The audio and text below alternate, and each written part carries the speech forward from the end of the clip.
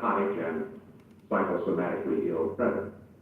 However, we have to start somewhere along the line, and it is a terribly important thing that here in these United States, according to the figures issued by President Truman, there are very close to 2 million human beings in institutions. There is another 500,000 human beings in criminal institutions. These people are held out from society because they might damage society. And so we have to start along the lowest echelon. Then I believe you will agree that the people are not as healthy as they might be. We have such things as the common cold, we have arthritis, bursitis. Everywhere we look, we see glasses on people's noses. The level of health in the society is not what you might call optimal. And it is at this stage of attack against aberrations that we find our main objective to be mental and physical health. I merely wish to bring to your attention, however, this is not the end product of Dianetics. Now, man has been thinking for an awful long time about man. I was in the Orient when I was very young. Of course, I was a very parent kid. I wasn't thinking about deep philosophical problems. But I had a lot of friends. Such a friend as Commander Snake Thompson. He's a very interesting man. He signed his name Thompson by drawing a snake over the top of the teeth. He was quite unique.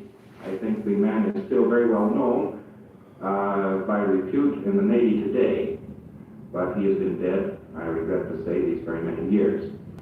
He had studied under Sigmund Freud, and he found me a very wide-eyed and wide-eared boy. He had just come from Vienna, and his mouth and mind were full of associated words, libido theories, conversion, and all the rest of it. He was a fascinating man.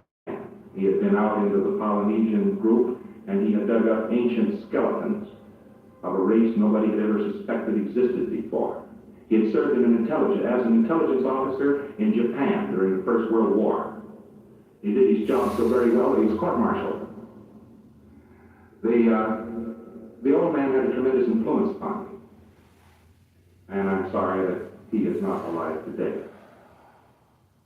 I was brought back by my father very summarily from my wanderings. I had neglected to go to high school. As a matter of fact, practically the last formal school I attended was here, that is to say, where somebody patted me on the back and gave me a certificate and said, "You're it," was at Grant School in Oakland. My father brought me back, and he said I had to go to university, so he sent me down to a prep school down in Virginia, and I studied for about 4 months and took the New York Board of Regents and got into George Washington University. I think that the registrar must have been blind that day or had a sonic shutoff, but he let me in. They regretted it from there on, because I never seemed to stay with a curriculum. I took my mathematics. I didn't know arithmetic, but I learned calculus very easily. When it came to studying to be an engineer, I'm afraid that Artie Johnson down at George Washington University right now would hear my name and throw up his hands in slight horror. At last they said, "Well, after all, you're not going to practice engineering. We might as well pass you in a few of these courses." This was a great relief to me, since my father was bound and determined that the only measure of excellence was A. My only measure of excellence was whether or not I learned anything about what I wanted to know. Fired initially by Commander Thompson, I took up a search for flight force. Now, this is rather strange and esoteric thing for a young man to take up. But we had to hand there Professor Brown, an excellent man. His pupil, Gomez, is the man who catalyzed the entire atom bomb project. Young Gomez was there then, but he was just a kid too. Now, old Professor Brown was teaching for the first time in the United States atomic and molecular phenomena. Now, that's very much of an ear-cracking subject. We didn't even have a textbook. We had nothing there but the old rules and so forth that Halley had laid down. People were still talking, that they wouldn't say Einstein, they would say Einstein. The people were very much impressed with atomic molecular phenomena. I took the course and, of course, flunked it. But the point is that the atomic and molecular phenomena might possibly give us some sort of a clue to life force. After all, we were studying rock bottom energy. What was energy? What did it do? For instance, occasionally in class, somebody might hazard the fact that someday somebody might split an atom. Well, this was unheard of, but they called these people wild radicals. In just as much a radical way, I was trying to find out what is the fluid flow along the nerve channels. What is the memory storage device of human cells, or of any cells? Can they remember? Obviously, they must remember, but how do they? I used an old Kinney photometer with a gas flame. Today, they have oscilloscopes to do this work. Professor Brown thought that I was utterly mad puttering around there, but another man didn't, and that was Dr. William Alanson White. And he used to be, Dr. William Alanson White used to be Doc White, and now he is William Alanson White. He is the departed member of St. Elizabeth's, after which the William Alanson White Foundation is named. The old man was very skeptical that a man studying atomic molecular phenomena would ever come up with any sort of an answer about human memory storage, until I showed him one day that it was impossible for existing knowledge of structure to be accurate, because the mind obviously could not store memory. There was too much memory, and it required too much storage space. And there were no known waves or sizes of waves which could in themselves come into the brain and be stored in some fashion. For instance, rather recently, within the last year, Dr. Claude Shannon, I am not part of the cybernetics crew, I know several of them, but Dr. Claude Shannon was trying to figure out this problem. He was building a machine for the Navy, I think, which was to figure out strategy, one of these big electronic brains, and he had to do some figures on the human mind to find out how much memory it stored, and he found out that even if it remembered only the most important things, it couldn't possibly store more memory than is contained in 3 months. In other words, every 3 months, the whole machine, standard bank, would have to be dumped in order to make room for the new. Consequently, we don't know very much about structure. We know practically nothing about structure. In spite of the fact that I started out in the beginning trying to isolate life force, I find myself still balked at a barrier. Perhaps we will be able to sense, measure, or experience this thing, life force, put it on a meter, perhaps pump it into quartz, who knows. There's something there about life force. It seems to me, the further I go into the problem, however, that religion has a lot to say in its favor. I don't know where memory is stored in the mind. I don't know where the personality is stored. I don't know how these things come about. But I do know the error and the various errors and their mechanics, which cause the human mind to think incorrectly, aberratedly. These things we know in Dianetics. We know, in short, the bug that gets into the machine. We can troubleshoot the machine. There is the state of Dianetics at the present time. That falls far short of knowing all there is to know about man. But I believe that it is far in advance of what we did know before. Now, The whole problem of therapy down through the ages has kept falling over a fact that the human mind could record when it was unconscious.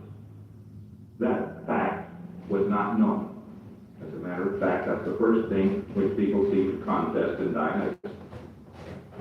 I thought that I was the first one that had discovered this until a very short time ago. A psychiatrist, Dr. Rosenblatt from New York City, was sitting in my office and he said, you know, I've been searching the literature and I find out that a psychiatrist in 1914 did some experiments upon an unconscious person and recovered the content of that period of unconsciousness through hypnosis. He made a report in his official journal, which I believe was the American Journal of Neurology. I'm not sure this journal, Dr. Rosenblatt wasn't, but he had just got through reading it. He didn't have visual recall. And so here was a man who did an isolated piece of work, 1914, 36 years ago. And it had lain there forgotten. I'm finding, by the way, as I go along in Dianetics, reaching here and reaching there, that material which was predicted to exist has in most instances been discovered already and forgotten. People write me in and they, I found out the other day that tremendous amounts of work had been done in the field of morphogenesis. They had found out that a 5 weeks old embryo, when touched on the back by a hair, would do a complete flexion, straighten up, and then curl up in the ball again. In other words, it was nervous action.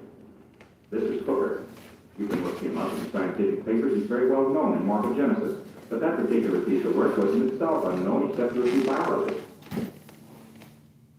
What I'm coming down toward now is the fact that Dianetics is an organization. It is an organized body of knowledge. According to scientific definition, a science is an organized body of knowledge which, proceeding from certain definite axioms,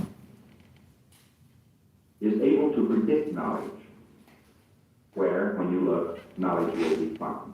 That is a science, an organized body of knowledge.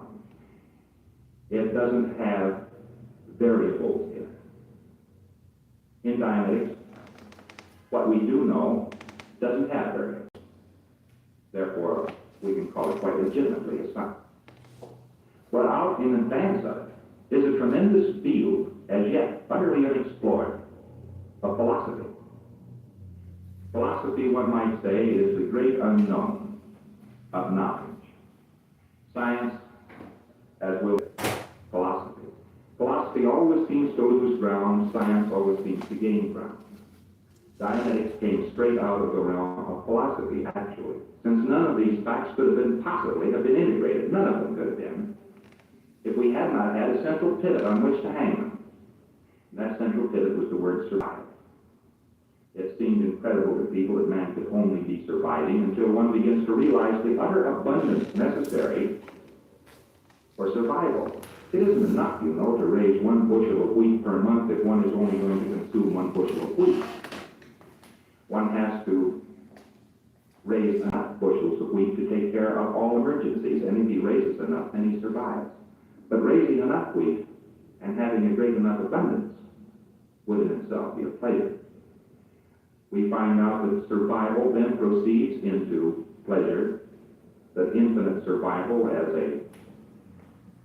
an organism, a personality, a spirit, however it is he survives through his children, that is a pleasure. And the attaining of that goal is a pleasure. The act of trying to attain that goal is a pleasure. On the other side of non-survival, we have pain. Pain, the warning light that says, don't go in this direction any further because there lies death. In other words, the rightest one could be with infinite survival for himself, for his children, for his group, and for all mankind. And the wrongest one would be to be dead. It works out into a simplicity. The basic mathematics of Dianetics are actually considerable. They are causing a considerable headache right now to a mathematician, graduate mathematician from Columbia, who is going over my notebooks and finding arithmetical errors in there, and who is trying to integrate it and had to study topology in order to integrate it further, because the work is done with symbolic logic, with transfinite particles, and topology. It leaves an enormous distance, but actually, when you look at the whole problem, the distance is hardly any. We have advanced a few inches, perhaps, into the great unknown of philosophy. Out there, still waiting for me particularly, because I've really been looking for this for a long time, is light force. What is it? In the problems of Dianetics, then, we now have to hand the captured territory. We know that man, because this can be subjected to very, very definite laboratory proofs, that a man, when rendered unconscious by anesthetics, injury, illness, delirium, that man records everything which goes on around him. He has an analytical mind. We can call this as well the conscious mind. The only trouble with calling it the conscious mind, though, is that the conscious mind is the only mind which is ever unconscious. So we better call it the analytical mind and be a little bit closer to our late Count Korzybski, whose work is used in Dianetics, as whose work isn't. The analytical mind then shuts down, and what we call the reactive mind, although we might as well call it the unconscious mind, although again, calling it the unconscious mind is rather bad, since it's the only mind which is always conscious. The reactive mind, then, is comparable to that thing which, well, Freud and others were looking into and trying to get past the censor toward. We don't find any censor there, all we find are these recordings. Now, once we know of the existence of this mind and know its modus operandi, we can do tricks with the human mind. We can make it run more efficiently. We can enhance and preserve the native personality of the individual, and more importantly, the reactive mind content has a perceptive which the conscious mind, the analytical mind, doesn't have. And that perceptive is pain. That is the essential difference between these two minds. They are separate minds. They react biochemically, independent of each other. It's interesting how fast we go in Dianetics and how far these things extend. They do extend very far. Beyond where we chopped off Dianetics, where I had to cut it off in order to write the book. That book, for instance, is Dianetics as of January 1, 1950. This is September 1950. And in these intervening months, so many things have been discovered, integrated, and so forth, that although all the facts that are represented in that book are quite true, quite applicable, and the therapy works, we have gone way, way, way beyond. For instance, this fact was not known at the time the book was written, that biochemically, one mind reacts entirely differently from the other mind. We can affect the analytical mind, in other words, with chemicals, which leave the reactive mind in full power and working order. And we can affect the reactive mind independently of the analytical mind so that it leaves the analytical mind in full power and working order. They're two different minds. They work on a different bioelectrical chemical system. Although they are both performing more or less the same function. Apparently man, as he came up the evolutionary scale, once depended exclusively upon his reactive mind. But the more sentient he became, and the more rational he became, he had to have a mind which would differentiate. The reactive mind does not differentiate. That is an unconscious reaction. And it doesn't differentiate in actions or thought. It says everything is equal to everything else. It sees no essential difference between the sentence, he rode a horse, R-O-D-E, and he rode a horse, R-O-W-E-D. It sees no difference there. It is perfectly willing to concede any identity Its thought processes can be written with the equation A equals A equals A equals A. And of course, that's insanity. In the same engram, we have a skyscraper and an ice cream cone. And there's nothing to the reactive mind, this moronic survival from somewhere in the deep, dark past. There's nothing for this mind to say that the skyscraper is the same as the ice cream cone. It takes the analytical mind to make these differentiations. Every animal has some tiny little bit of an analytical mind. Man has a very big one. I believe next below him the elephant has a very large one. And then they fall off rather rapidly and become less and less sentient.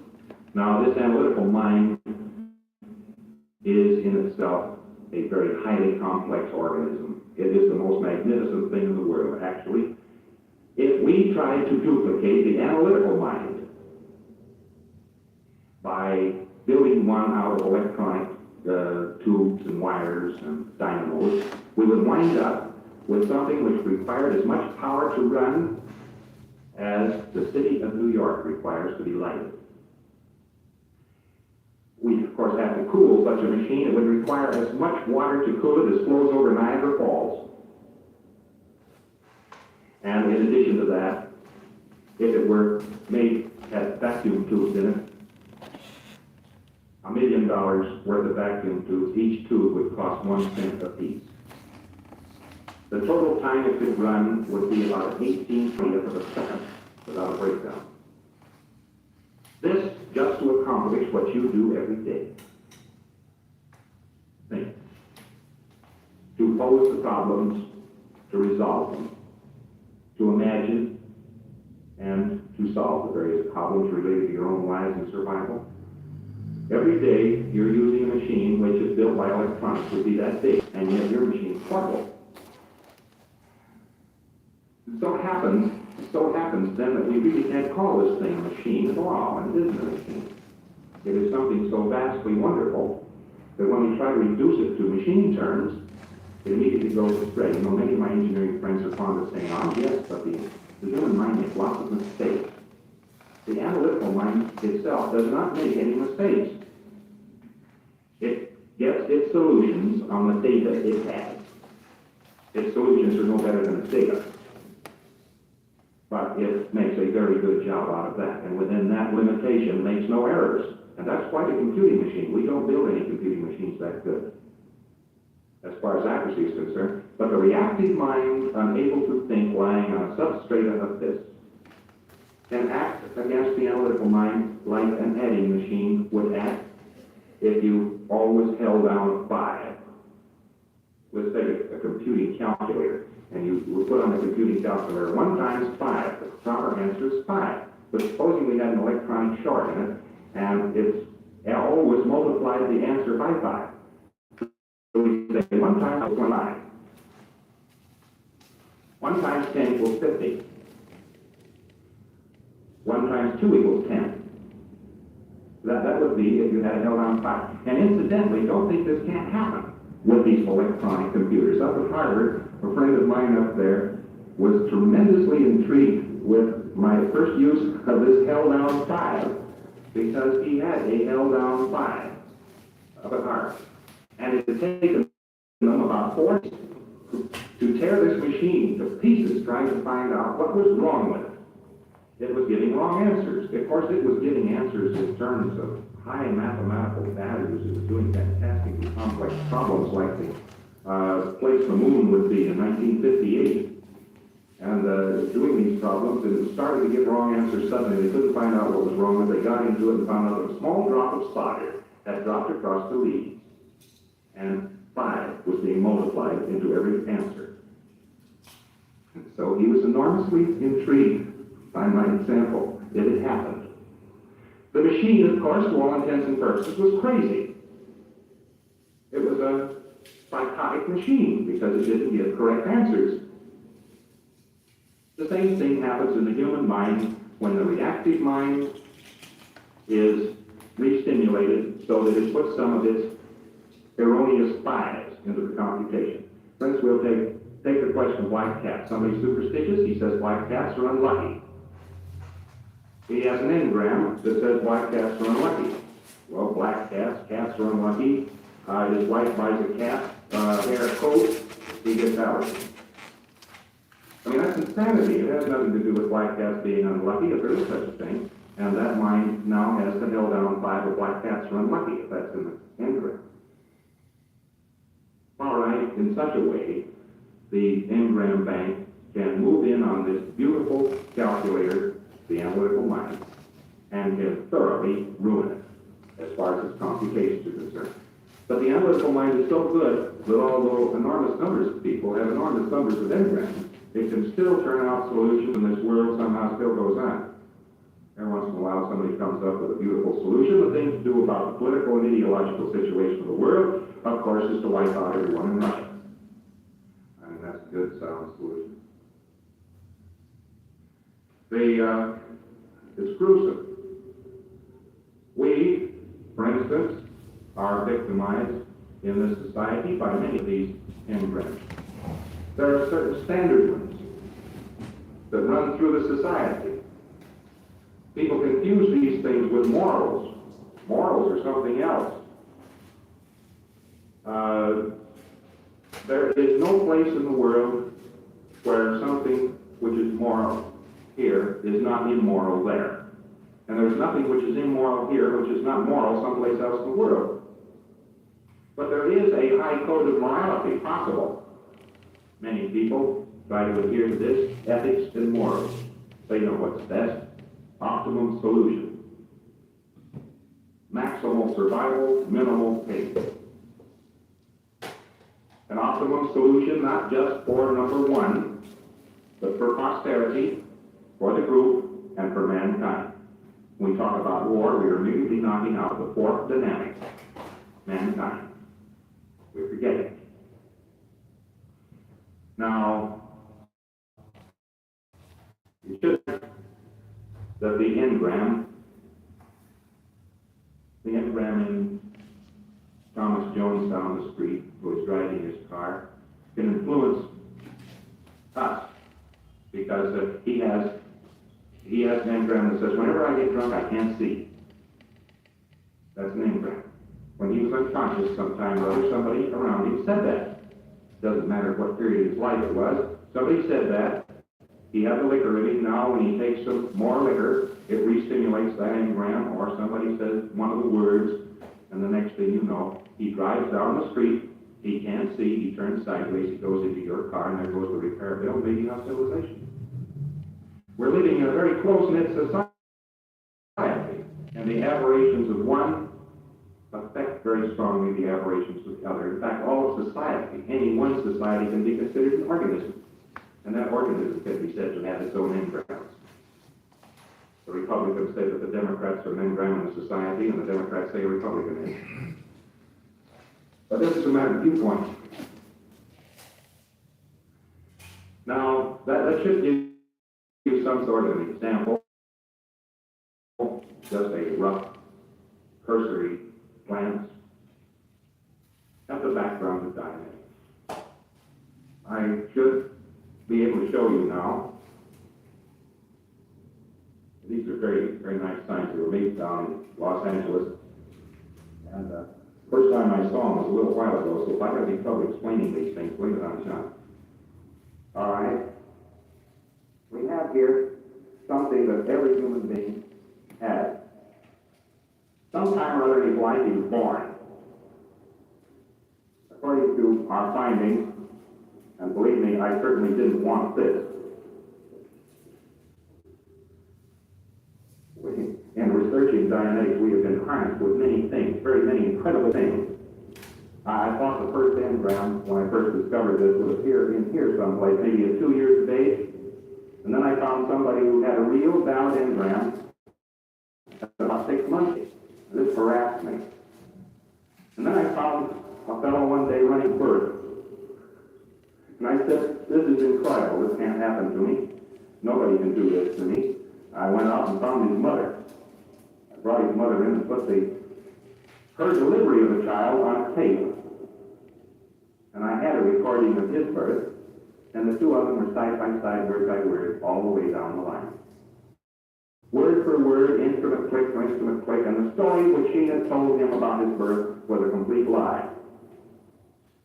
In other words, he thought that he had been born at home. He was not. He was born in the hospital. Father recalled this, immediately recalled to his attention. Yes, he was born in a hospital. We have the data, in other words, on his birth. Well, I wasn't going to buy birth just off of one person. Maybe I was dealing with telepathy or something. So I ran 5 of them and got comparisons, one to the other, and then I said, well, this is very wonderful. Now we can have people who have no aberrations because everyone has a birth. All we have to do, of course, is just find everyone's birth and erase birth, and then everybody's happy. And then I started running a fellow one day, and he started running something down the track here at his mother's womb. And it started on back earlier and earlier and earlier. And these engrams, by the way, won't reduce. I was working on a proposition that late engrams are the hardest to reduce, and the earlier you find an engram, the easier it is to reduce until we get down to conception down here. We find out they erase very easily. And once it's erased here, then these later engrams start to pick up. It challenges my imagination as much as it does yours. If it hadn't been for the work of Hooker and several other biologists, and some of those people quoted by Count Krzyzewski, I would not have been able to credit the sentience of a single cell. Evidently, a cell is sentient. In some degree, it has some method of recording, or if we want to become mystical, and I don't know any reason why we shouldn't become mystical, all other answers fail.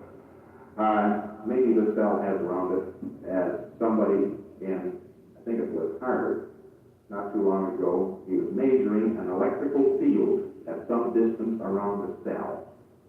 I don't know what he was measuring, but I would say offhand that if he was measuring anything, and if it was there, it must have been the human soul. Because, good heavens, how in the name of common sense, when these little cells, microscopic in size, can retain,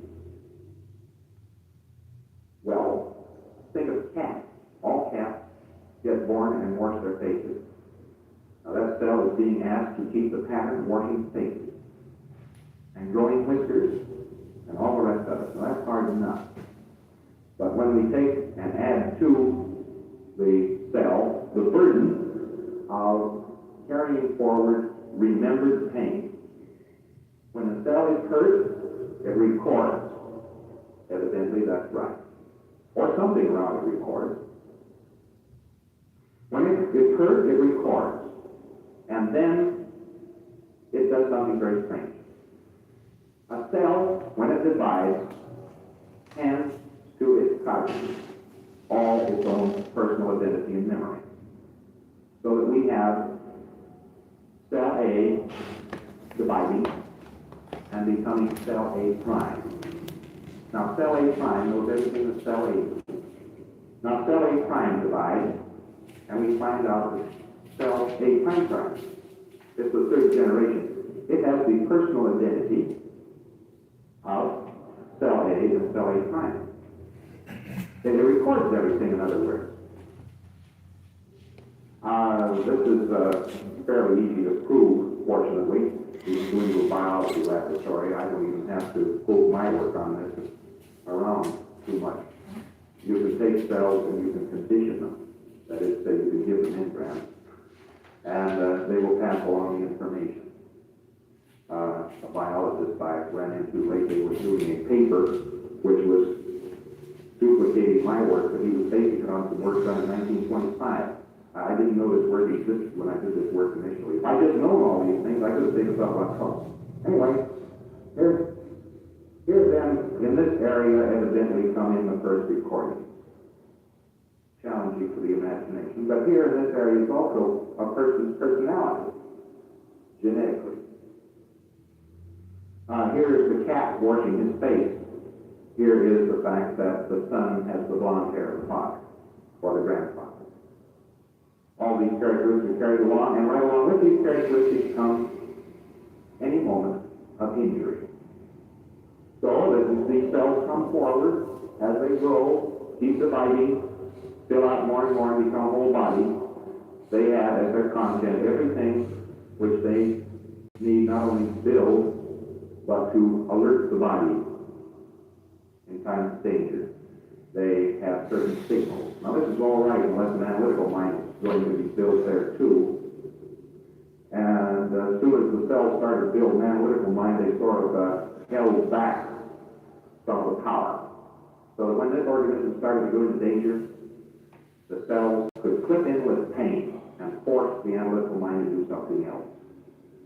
To run away, to avoid the pain, to become angry, to attack it, to do something like that. The cell, in other words, kept the whip hand. And if we are going to go over into any newer, higher form of evolution, it will be with the cell dropping off its command power on the analytical mind. The analytical mind will become more and more in charge of the organism. Actually, in Dianetics, we have the artificial sever and actual step of evolution. Now, the person gets, let us say, operated on for tonsillitis. Everyone stands around this young person and says, well, there he is, unconscious, he can't hear anything, he can't see anything. That's all right, don't worry, they say to his mother. He's just writhing. They all have convulsions. Something like this, you know, and then they say, well, now, wake up, we're all through, you're all through now. And take him off, and somebody feeds him some ice cream, and they say, well, you poor boy, well, that's all right, now you're going to be okay. This whole thing is unremembered by the analytical mind. But it is very definitely part of the reactive mind.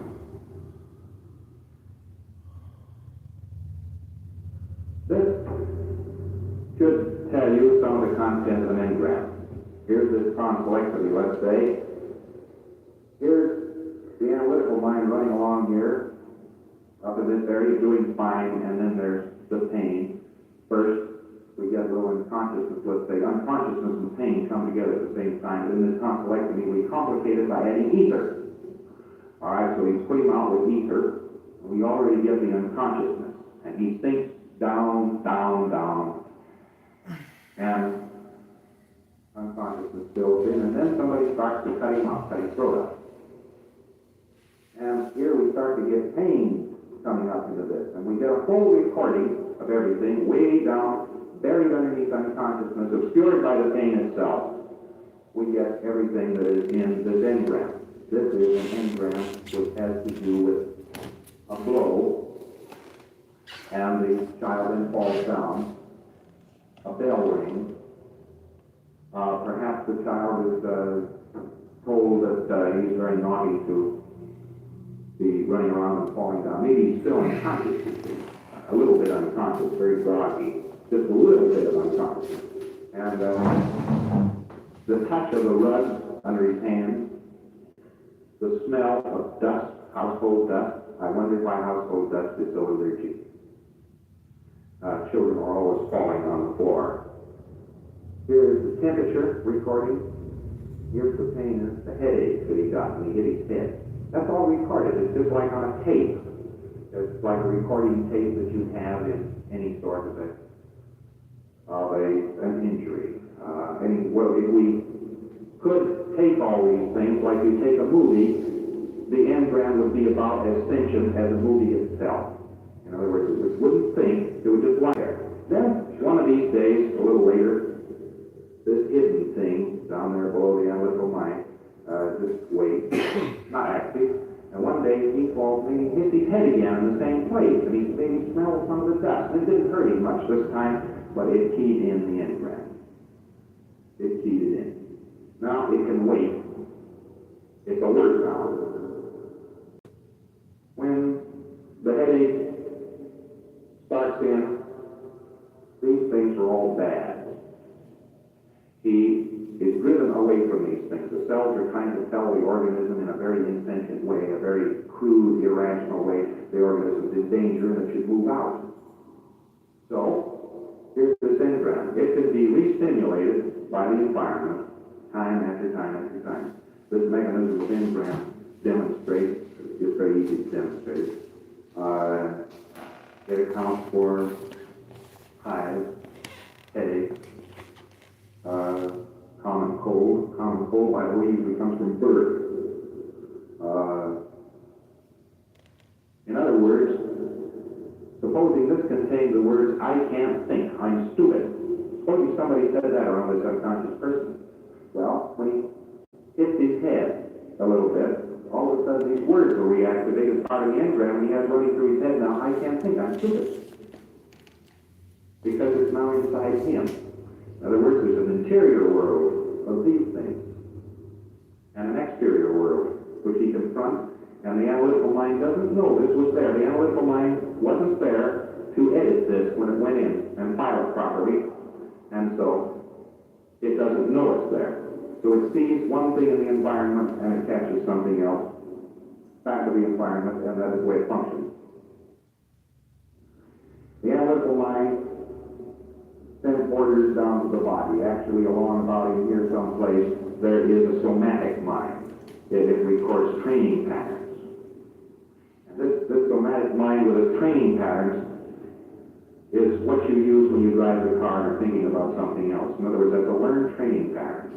You learn how to drive the car. That was painful on an analytical level. And you had to do this and that and so forth. And finally, you knew how to do it so well that the analytical mind could just file this thing as a training pattern. And it would go in here. Now it's in the somatic mind, and it'll activate anytime the analytical mind says, well, let's go drive, then the somatic mind will pick it up and do the driving. Now the analytical mind can change this. It knows it's there, it lays it down. It can shift a training pattern with great ease. It can put in a new training pattern. In other words, it's no trick for a man to learn how to drive a Model T Ford, as we used to do, and then maybe shift over to a gear shift car, and then go back and drive the pedal Model T Ford again, one to the other. And then maybe drive one of these old Buicks with reverse shift. It could do all these things very easily, because it could select the training pattern and activate it, and then it would run. But that is not what happened with the engrams. These came in when the analytical mind wasn't there. And if it says all cars are driven by pushing pedals, a person's going to have an awfully hard time learning how to drive. Supposing it just says, I can't drive, I just can't handle a car. Suppose this person was knocked out in an automobile accident, and the cop came up on the scene and he said, you blunderer. He's talking to another driver. You blunderer. What do you mean, running down an automobile like this, causing all this trouble? You can't drive, you never learn how to drive. And here's this innocent bystander lying there unconscious. This goes into the engram bank, and he wakes up, and maybe a year or so later, gets a key in, and the next thing we know, he's having an awfully hard time driving. You see, the reactive mind is pretty stupid. It didn't know who the words were addressed to even, and it doesn't even know where the commands are coming from. Dynamic processing, we can pick those up. But there is how the thing operates. If he thinks he can drive, when the engram bank is saying you can't drive, he will get the stimulation of the injuries he received in that automobile accident. And maybe it had to do with a crushed hip. And that means that sooner or later he'll start to pick up arthritis in the hip. The blood flow is cut down in the hip. There's pain present in that hip. He's driving, and his analytical mind tells him he has to drive, and the reactive mind says he can't drive. And he's going directly counter to a command in the reactive mind because of the pressure circumstances. The reactive mind says, no, you can't. And so it puts on a little pain. And he still drives and puts on some more pain. In other words, it's trying to throw him away from driving. The animal perhaps operates fairly well this way, but the man doesn't. The cells built the analytical mind too well. So the engram bank has a large influence upon the body. The analytical mind in an optimum state pretty well handles the body, you know. It handles endocrine system and heartbeat. It can be forced to. If you don't believe this, you can look up some of these Hindu figures that so bemused Johns Hopkins a number of years ago until the Mayo Clinic at Johns Hopkins found out that they could put a person into a light hypnotic state and do the same thing. In other words, this engram bank handles the endocrine system, fluid flow, and so forth on a bypass circuit. And so it can cause psychosomatic illnesses. Suspension of flow, overgrowth, undergrowth, and the rest of these things. That can happen. It's an odd thing how stupid this mind is. Recent case, a fellow had a very bad pair of legs. The circulation was very bad in his legs and so forth, and his mother continually said, "I can't stand it." Of course, mother meant that she was unable to bear it. But they said, "I can't stand it," and you stand on your legs, don't you? So therefore, the engram bank shut down circulation in the legs. These things pick up, and the tip of this pudding, of course, is in the processing. You pick up one of these things, and the fellow can't stand it. The proof here is the proof of doing something to a person and finding out what the results are. This isn't postulated philosophy. This is as thoroughly testable as whether or not this is wood. This life regulator function here is what I've been talking about. This life regulator function handles the endocrine system, handles heartbeat, respiration, and so forth. It's acting there in conjunction with the somatic mind. This engram bank can really influence this thing and cause disruption of optimum function in this body. These points are quite demonstrable. The whole point in this system here is that the more engrams a person gets, the less able he is to combat life and survive. And we go out here, we try to get a job, we work. There are certain things like concrete, the weight of concrete that make it hard to perform the job if one is in the business of pushing around concrete. Concrete, to that effect, is sort of a suppressor. And then there's the irascible temper of the boss. That's a sort of a suppressor to one's doing one's job. There's the hot day and other things. They make it difficult to do a job. That would be your suppressor function. The engram bank lets these suppressor functions get inside. So the engrams are acting as suppressors to the survival of the individual. The thrust of the individual is up. Here would be death. Here would be infinite survival. Here's death on up the line here until we reach what should be normal, which would be in the tone-free band, right around here. This would be anger, savage anger and rage and so forth. And down here would be apathy. First is apathetic. And down here we have the catatonic skits, amongst other things, complete apathy. And here we have death. Here also we have the possum. The opossum who has turned this one into a survival mechanism. It really says, "I'm dead, go away."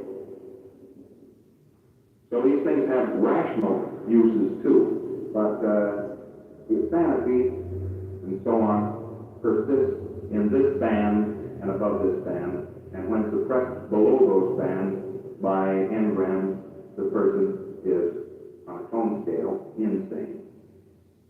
This is, of course, time plotted against the tone band. A person, of course, has a very high tone when he's young, usually, normal course of affairs, and then he goes along into his teens, and maybe his tone is still pretty high, and then maybe he gets married, and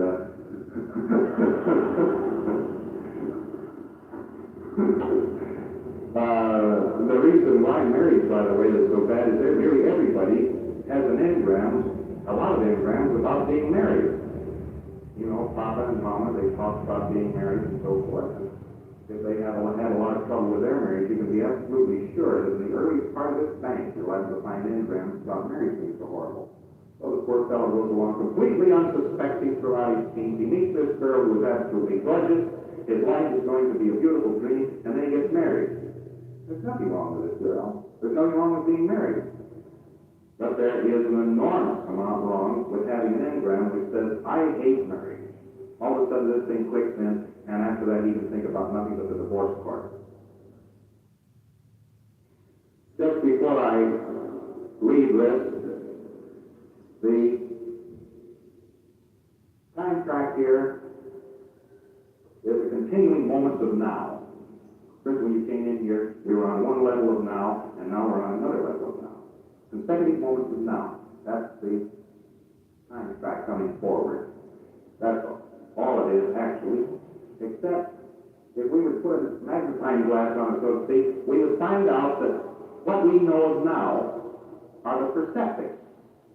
We know about now in terms of seeing it, feeling it, hearing it, and so on. In other words, our sense messages. Now is communicated to us, and we are communicating to now via certain channels. Hearing, seeing, and so forth. So the time track is actually a bundle of perceptives. And here it is from the beginning to the end are these perceptives. People, by the way, get some of these things shut off by anagram commands, so they don't have sonic recall and so forth. They are sort of put out of phase so that he might be able to see something, but he wouldn't be able to hear it if he goes back down the track. Sometimes there's such utter occlusion that the person doesn't even know where he was the day before yesterday. You find some people who can sing about it. I hope I've given you some sort of an idea of what dynamics is. I know probably most of the people here read the book. I wanted to go over it again. There are a couple of things I brought up tonight, such as this bundle of perceptics, which don't happen to be in the book. Thank you.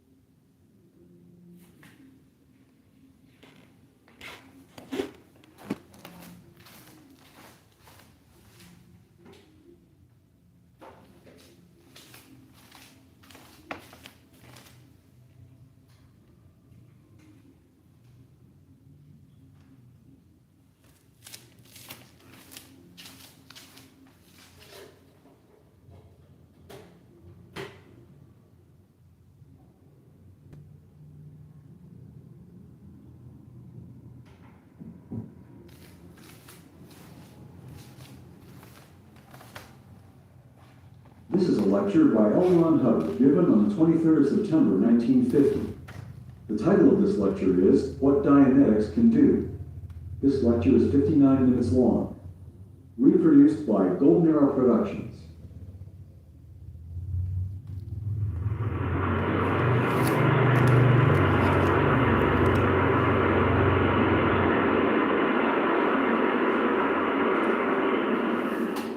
I'm going to try to tell you what Dianetics can do, what it can do, tell you about a few case histories. Mr. Berkey, would you give me those case history books, please? Here I come on without my props. You know, there is a school of thought running in the country today, a school of thought that says that Dianetics is such a miracle it can do anything. Now, I heard two people, neither one of whom knew anything about Dianetics, one arguing for it and the other one arguing against it. And the one arguing for it said, well, you know, Dianetics, being what Dianetics is, you could actually take a sharp axe or something like that and chop a man's spine in half, and if you picked up the engram immediately, it would grow together once more.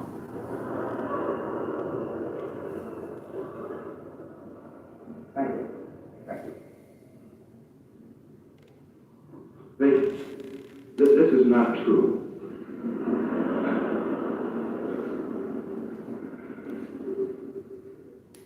As a matter of fact, Dianetic processing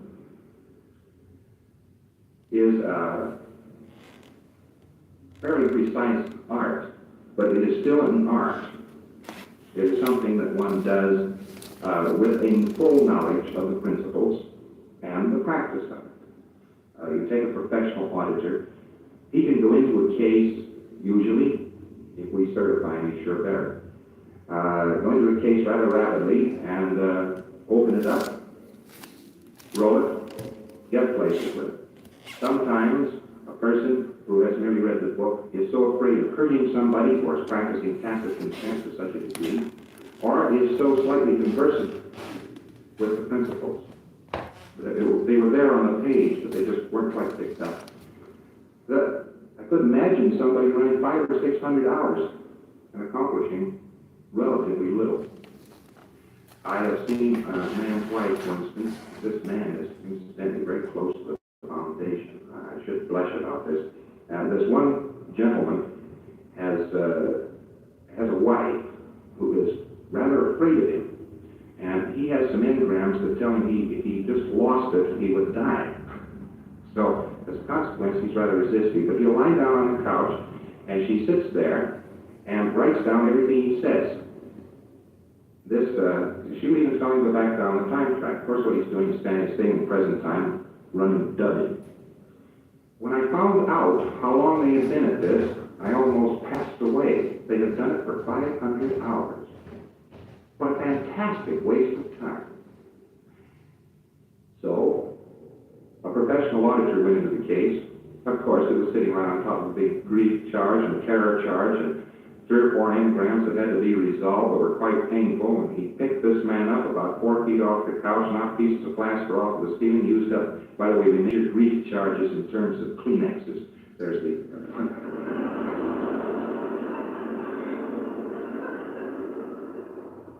the 4 Kleenex charge and the 10 Kleenex charge. And they got a full box off of him. And all of a sudden his tone started to rise and people could start living with him. But we run into these slight difficulties. Right there at the foundation, someone will sneak off and start this pat cake auditing. I'm not responsible really for the terms in Dianetics. I tried to keep it so scholarly and so pure. Once upon a time, engrams were called comonomes.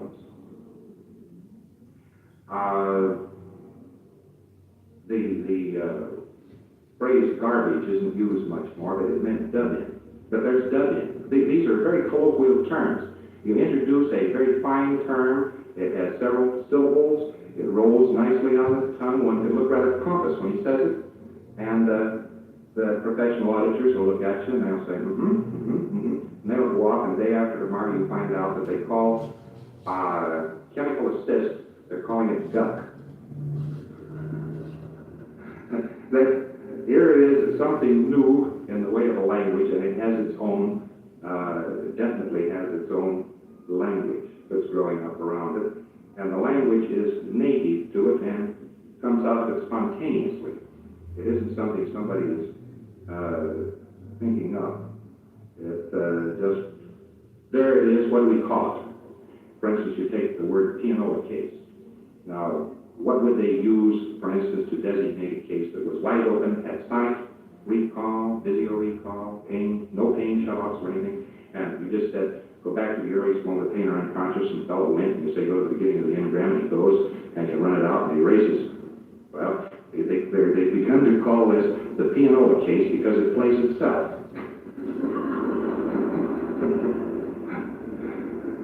I don't seem to be able to keep these boys as sober as I should. Now, the difference of auditing skill is enormous from person to person. I have seen people around who have just read the book who are darn good auditors. And the worst PA compares to them like light and darkness.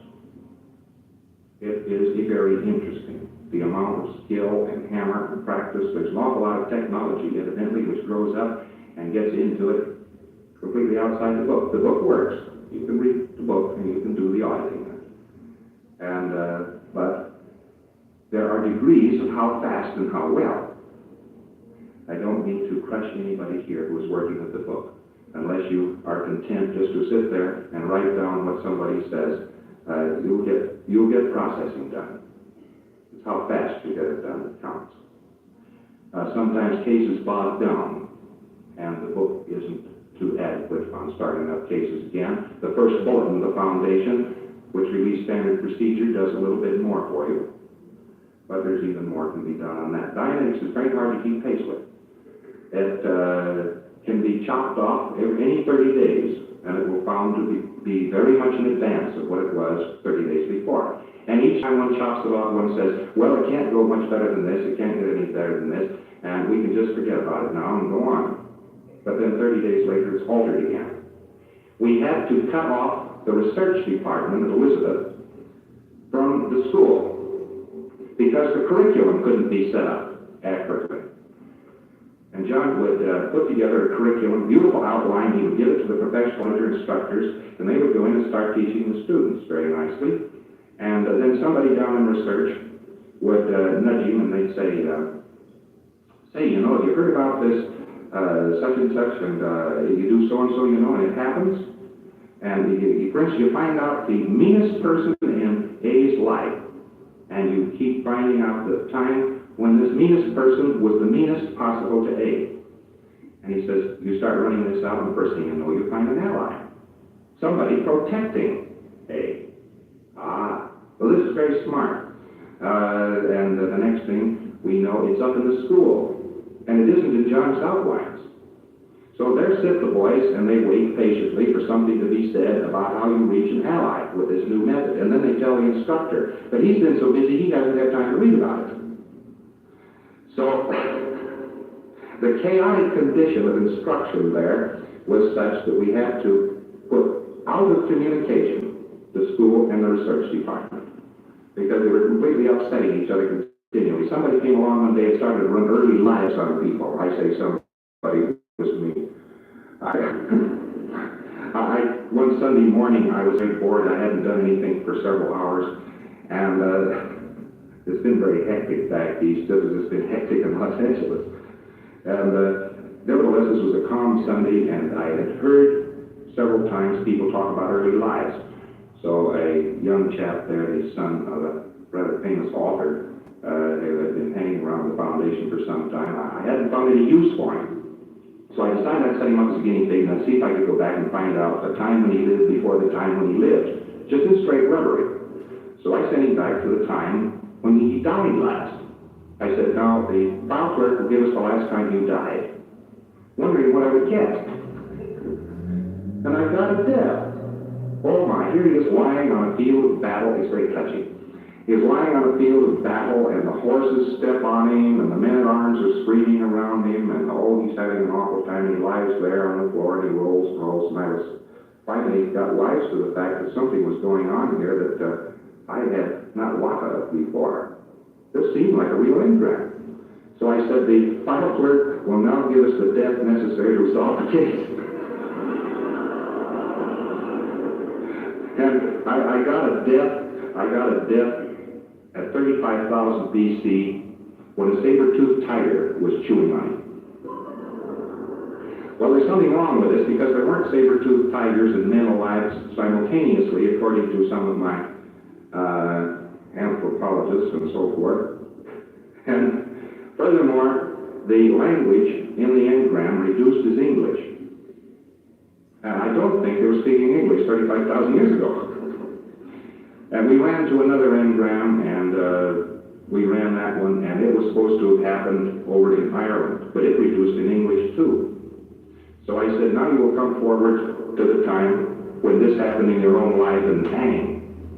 He was right square in prenatal engram, which always before he had been beautifully avoiding, but this time we'd taken the edge of it all. And so we ran out these engrams. They were valid engrams, but he put new salad dressing on them, and his imagination had so completely avoided his present life that he'd gone back into antiquity. You know, on the theory, if you get far enough back, it won't hurt. So, here was an early life technique. I don't advise any of you really to use this, because it's very disruptive. I'm not getting it fourth year as a valid technique or part of standard procedure. But it got into the school, and we found out that the dub-in is caused by control circuitry, and dub-in cases were very eager to run these early lives. And they would sit around and do nothing but run early lives, early lives, early lives, early lives.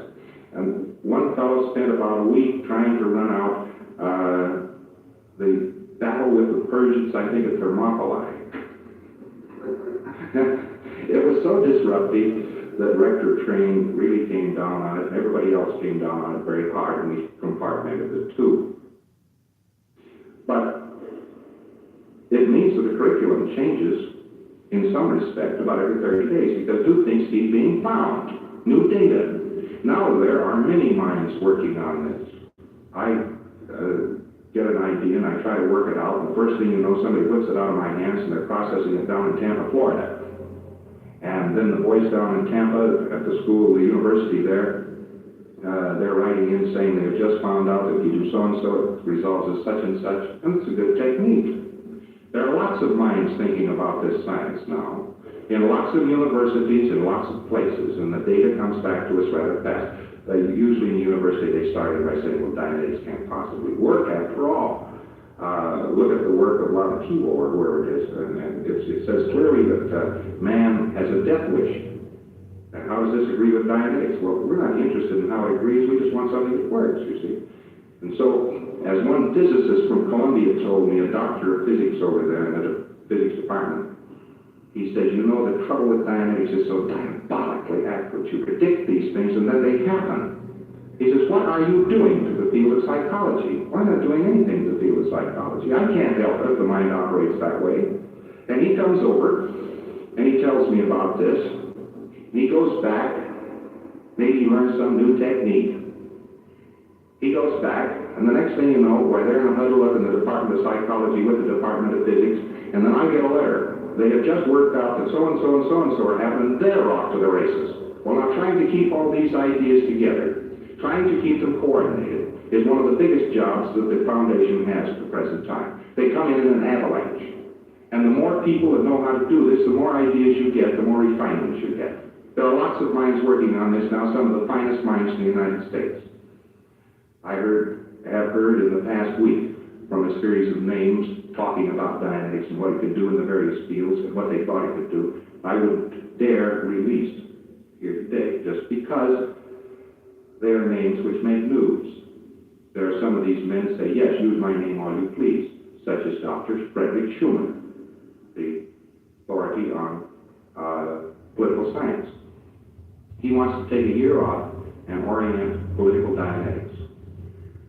and he has his application in for sabbatical leave right now in order to start this study. He is being financed by an entirely different group than Dianetics. They are in on it too. And out of this is going to come certainly many refinements in political Dianetics. Well, Dianetics can do quite a bit. They can cure up psychosomatic illnesses if the body does not reach the point of no return. It can pick up a person's abilities quite markedly. It is interesting to me that our first psychometric data coming out of the validation project, from a week to 10 days of auditing, bad auditing, student auditing, on students, we picked up a series of 80 people. Their IQs had jumped in that 10 days from 2 to 26 points. This was not my conclusion, nor my testing. These tests were made by Gordon Salwin, a graduate psychiatrist. They were supervised by Dr. Ibanez, who studied with Freud and who is a graduate of the Sorbonne. These people walked in on Dianetics, and we were asking for validation, and they decided they would give us heavy battery validation, the kind of validation which can't be disputed. In other words, somebody can come up to me and say, well now, how high will IQ go if you process the person Dianetics? And I can tell them, well, it goes pretty high. I've had it go up 50, 60 points in people over a period of 4 or 5 months of processing, and they say, well, where are the records? Because it has to be done in such a way that nobody can dispute it. If somebody won't believe my word about Dianetics, they won't believe my case histories. So let's put it into the hands of people whose word can't be disputed. People like Columbia University, or people from the National Rorschach Institute, or medical doctors who have no connection with Dianetics, although many medical doctors now do have a connection with Dianetics. About 10% of our membership now is medical doctors and psychiatrists. These people are indisputable. That is to say, if they say, I made a test on such and such a date, and made another test at a later date, at such and such a time, on such and such a human being, anybody saying, no, you didn't make this test, would be challenging such an authority, or the reputation of Columbia University, for instance. This is the type of validation, then, that we have been doing now for months. Our results on this have got to be thorough. They've got to be indisputable. There are many people who like to say, well, Dianetics won't work. Everybody knows you can't do anything with the human mind. So the evidence has to be incontrovertible. And we have been picking up that incontrovertible evidence as fast as possible. As a matter of fact, a little faster than was humanly possible a short time ago. The pressure that we have put on these research and validation projects is enormous. People are working on these things. It's nothing to work 15, 16 hours a day. Hard work. And we had a series, little things keep tripping us up too. We had 20 people that had been selected by a psychiatrist down in Los Angeles, and he hadn't bothered to inquire what their addresses were. And their addresses were from anywhere from Cheyenne, Wyoming to Houston, Texas. And we managed to hold together 10 of these 20. The rest of them went through our hands after about 10 days of processing. The geography came in and selected out about half of that one series. We've still got the other 10. In other words, through this administrational blunder, we were deprived of most of the benefit, or half of the benefit, of a research project, which was costing us, by the way, about $10,000. It cost such a lot of money. And yet we're going forward now. We have a planned validation project which will carry forward several years and which will include 3,000 cases. Now we have lots of cases like today. I had asked Dr. Vanya if she would be displeased, and I asked Gordon Salwin, the psychometrist, if he would be displeased if I took the first samplings of some of their psychometry and just selected them willy-nilly out of a and had them put together. It's too new. I mean, the cases haven't had enough time. For instance, 1 week of processing in Dianetics is practically nothing. And 1 week of student processing when everybody's doing everything else too, that is not good. It puts a bad strain on Dianetics. And in addition to this, these particular tests, the second one, which was the one that showed the improvement, were given to a group of people on the day they were facing a certification board.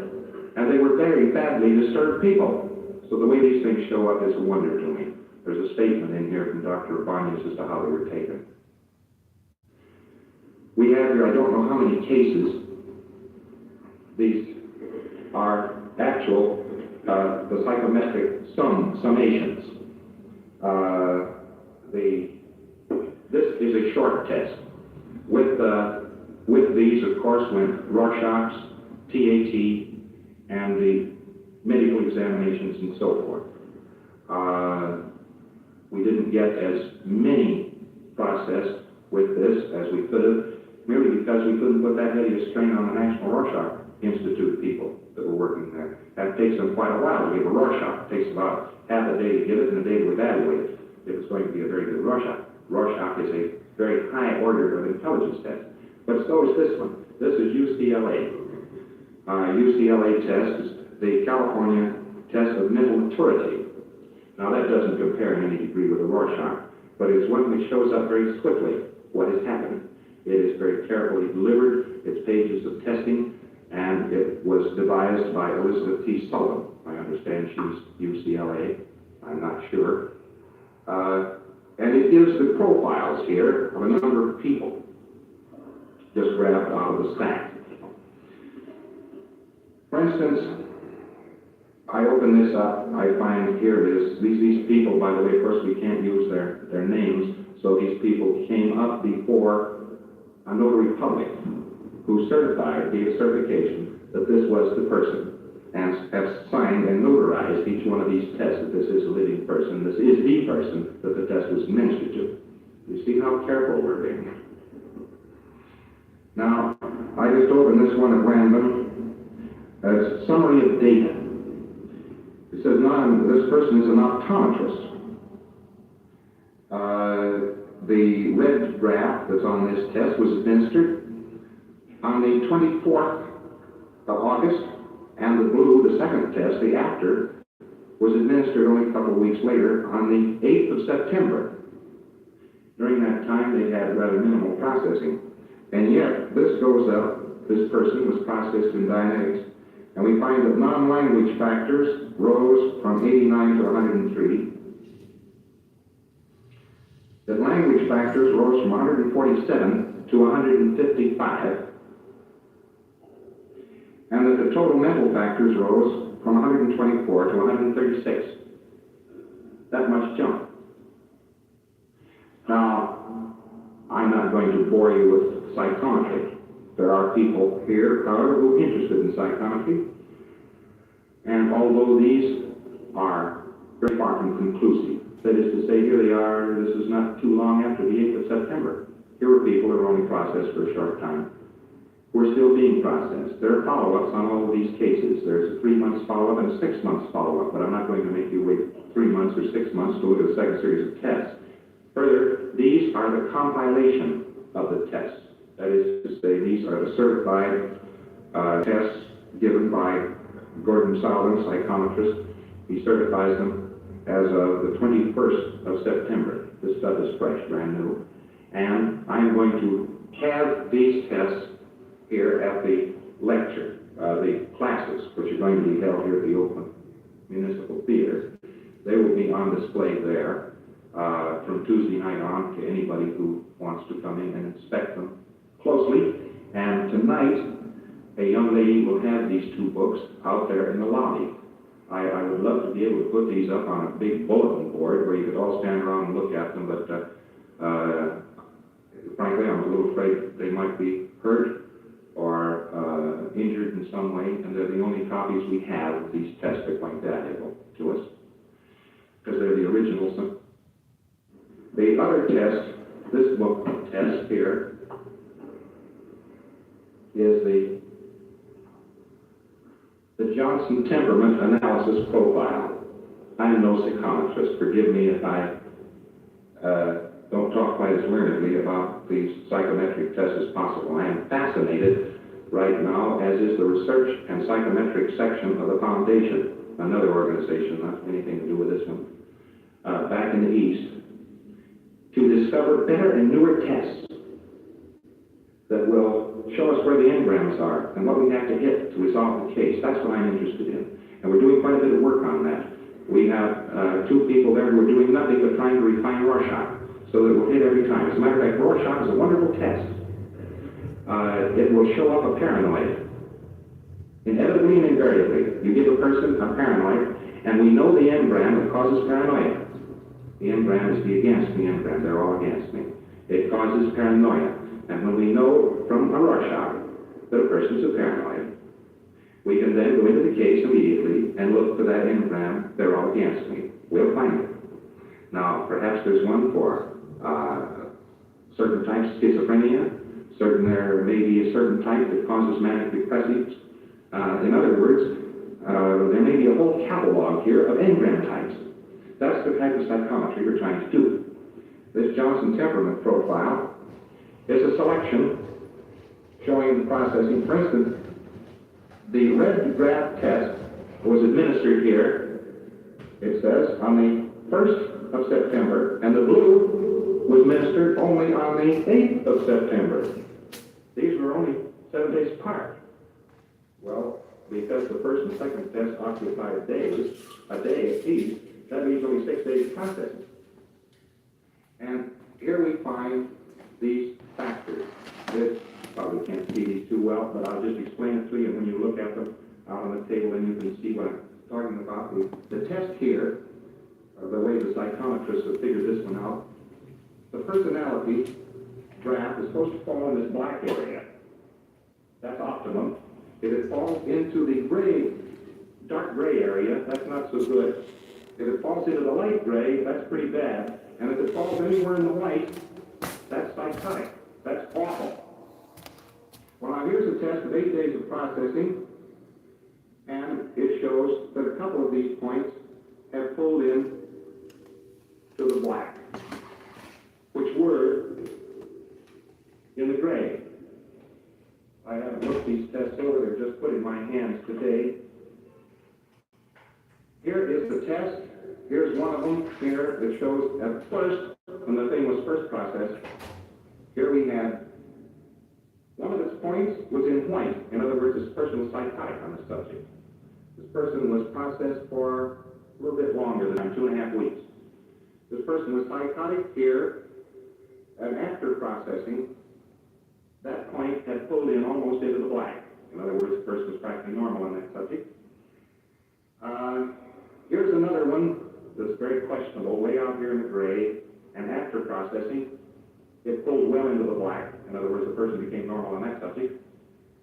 Here's one that was white, psychotic on this subject, and after processing, that point had pulled into the black. In other words, here was a person who was getting sane with great rapidity. The psychometrists use these tests to demonstrate what happens in the mind. They are the tests used in the universities, and they are very ably administered and very thoroughly authenticated. These tests will be available to those who care to look at them in the lobby as you go out. Then they will be on display here at the Municipal Theater while I'm giving these classes. Now, I want to tell you a little bit, a very little bit, because I'm running short on time. I was going to tell you about several cases here. I'll just take the last two on the list. Two of these cases were very interesting to me. One of them I heard from about a week ago. No, a little longer than that, about 2 weeks ago. And I received this scrawled note. This is just a testimonial. It has no value except the human interest value. It says, "My dear Doc, I was looking to see you for a long time, but you never came back. Now, don't even remember me, but when I saw that article in Time magazine, I figured maybe I'd better write you and thank you for my leg. You remember a day 3 years ago in Hell's Kitchen when they were going to cut it off and you used to told them to go to hell. I still got my leg. I feel fine. Hoping you are the same. Blank. There's a lot of satisfaction in this work. Now, that's personal satisfaction to me. That isn't psychometry. It was one night at 11 o'clock and an ambulance clanging down in Hell's Kitchen in New York. There's been a lot of adventure along the line of this research. Another one is a letter I just received today. I mentioned it suddenly comes in with a crush on me. A young girl that we will call Dot was back east. She was going to a university. She had a love affair, and her lover beat her and hypnotized her, and then beat her, and then drugged her. This we found out after a lot of research what had happened to her. A fantastic thing to happen to a human being. So we had an awfully hard time taking it apart. This girl was thoroughly psychotic. All she would say was, I'm the top dog. I'm the top dog around here. I'm in the saddle. Calm down. She would walk around in a circle of them and she would say this again. And then she would scream. And then she'd go around in the room and she'd say this again. And she had done that week in and week out for a long, long time. Her husband was a certified public accountant, a very brilliant man. He had no idea what could have happened to her. He knew that she had had several psychotic breaks in the past, that she disassociated very easily. But suddenly one night she had come home in a state. He brought her up to the foundation, and I tried to work the case. I had very little time, and I was only able to work the case for a few hours. And yet I picked out enough out of it so to take the tension off the case so that she wasn't walking around in circles. She would at least sit down and say, I'm the top dog. And it was very hard because she was inaccessible. I finally got her to a point where she would say, well, I'll do it if you want me to. And I'd say, well, all right, I want you to. But she'd say, she didn't tell me where you wanted me to. Well, I want you to there. That isn't the right place. She finally got out to a point where she would say these things, in addition to her dramatization, which was some improvement, but not much. He took her away from there because he himself was an auditor, and he wanted to be a certified public accountant and an auditor in dynamics. And he wanted to work her, and Commander Price, our psychiatrist in Washington, D.C., at the Washington, D.C. Department, Dick Price there worked her for a while. She was at George Washington University Hospital. She was quite noisy. And they put her under very heavy sedation, and that was a terrible thing to do to her. But they had to. And she became a bit worse. I thought this case was hopeless. I couldn't understand what had happened to this case. It was the one big imponderable on the whole record. It was sort of a holdout case. The one nobody could do anything for. The husband took her down to the Virginia Medical Center across the river from Washington, and he asked them down there to give her some treatment. Asked them to do Dianetics on her, if possible, and one of the young interns said, what else do you think she will have here? This was a great shock to him, since we hadn't heard that Virginia Medical was on the bandwagon. They took her in there, and I heard nothing more from her. I considered that was probably the lost case of Dianetics. And the day I got a letter from her, and it says, Dear Ron, I remember so well, you're standing there trying to help me, and I tried to tell you how much it would mean to me to be able to break through. But I couldn't. I haven't been able to for a long time. But I'm all right now, and I've been all right for a month. And they're going to discharge me next week. They broke the case with Dianetics. down at Virginia Medical Institute. So that was a big load off my mind. She went home to 2 kids and a husband that loved her. Another case I'll just mention in passing, the longest solid case history that is really a solid one, that was witnessed by doctors and psychiatrists and people all over the place. Got a report on her a few days ago. She had a nickname in the field, Lady Lazarus. The medical doctor at her foundation went in and picked up this case at Presbyterian Hospital in New York City. Prognosis, death in 1 month. Weight, 80 pounds from 115. Half a weight. He worked her for 2 hours in Dianetics. He went back a week later and worked her another 2 hours. He sprung the central engram. She walked out of the hospital weighing 85 pounds and ambulatory. Her weight came up to 90 pounds. She went into a slight slump. Her psychiatrist, Dr. Monroe in New York City, was quite astounded by all this and started to follow the case rather swiftly, wondering what the devil could have happened to this girl because he knew nothing of Dianetics. And he called in consultation on her and went over her again. They re-stimulated her pretty badly, and she went into another little slump out of which she came. She undulated along that line for about 2 months. She was well all this time, though, and she was doing well, and her outlook was good. Her case finally stabilized, and that case is still very stable. She is coming up toward clear now, being worked by her husband. That case is getting along just fine. But Presbyterian Hospital and Dr. Monroe have evidently been very close on the heels of this case because I keep getting letters from them every once in a while. We have, throughout the country, many people on the bandwagon now that we did not have before, such as Dr. Douglas down in Beaumont, Texas. He's running a hospital down there, and he's giving people a very bad time. When any doctor comes in to operate, he says, "You know your Dianetics?" And of course, half of these fellows say, I'm a good dietitian.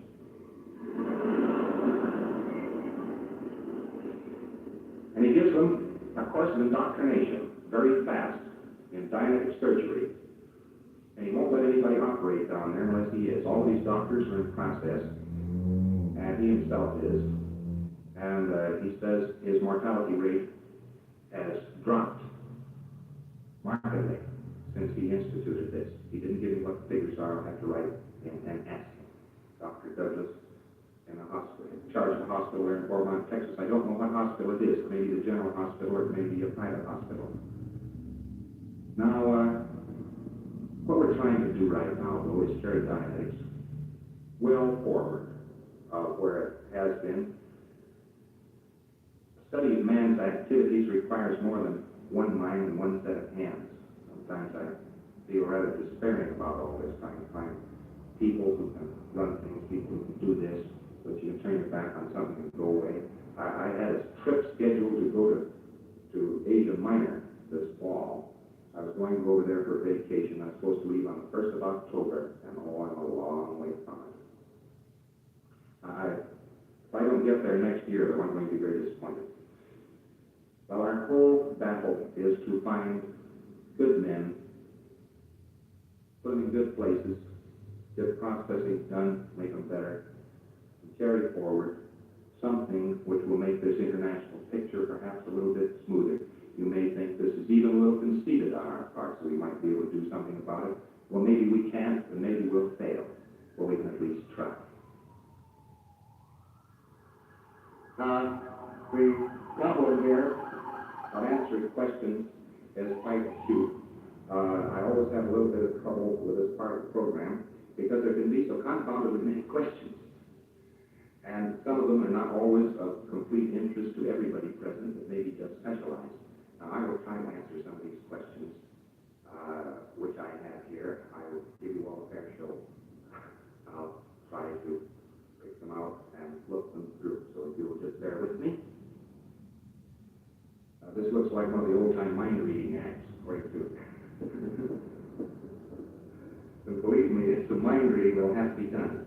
Now, on some of them, I'm sure.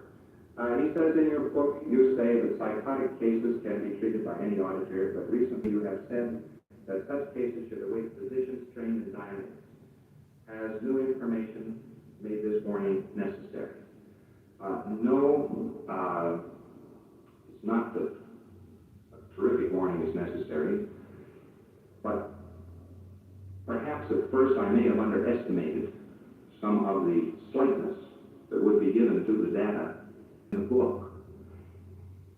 More important, that is to say, so that it might be possible to make a psychotic worse.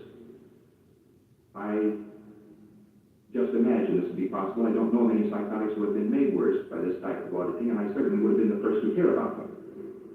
But there is this possibility. Another thing is a sort of a bearing of the hatchet with psychiatry.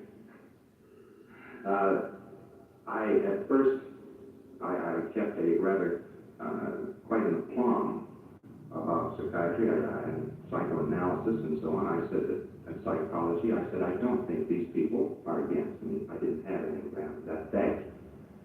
And I think that they will welcome this as soon as they know about it. And everyone says, oh, get yourself set for a terrible battle. This is going to be awful.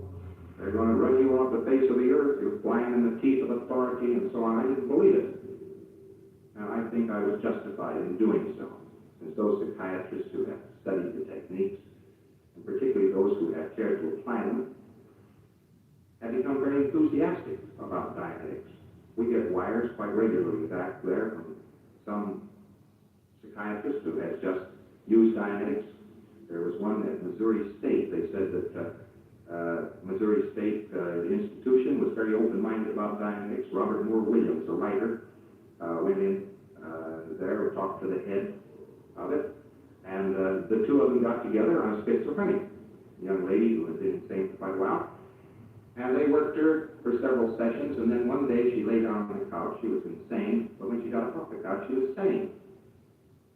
And he said this psychiatrist was no longer open-minded about Dianetics. He knew that he had something new with which to treat his mental patients. And so they started to research on it further, and we started to work with it further. Now, I haven't heard anything about that. That was 2 months ago. About 10% of our membership in the foundation is composed of medical doctors and psychiatrists, but preponderance being psychiatrists. These gentlemen want to heal people. They want people to be well.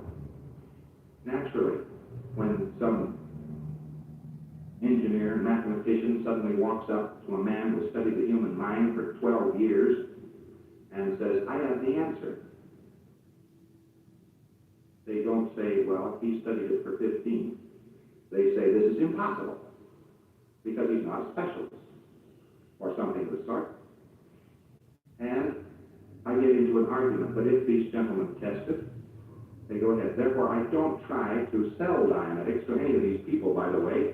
I don't have to sell Dianetics. I wish I sometimes that I didn't have quite as many people interested in it.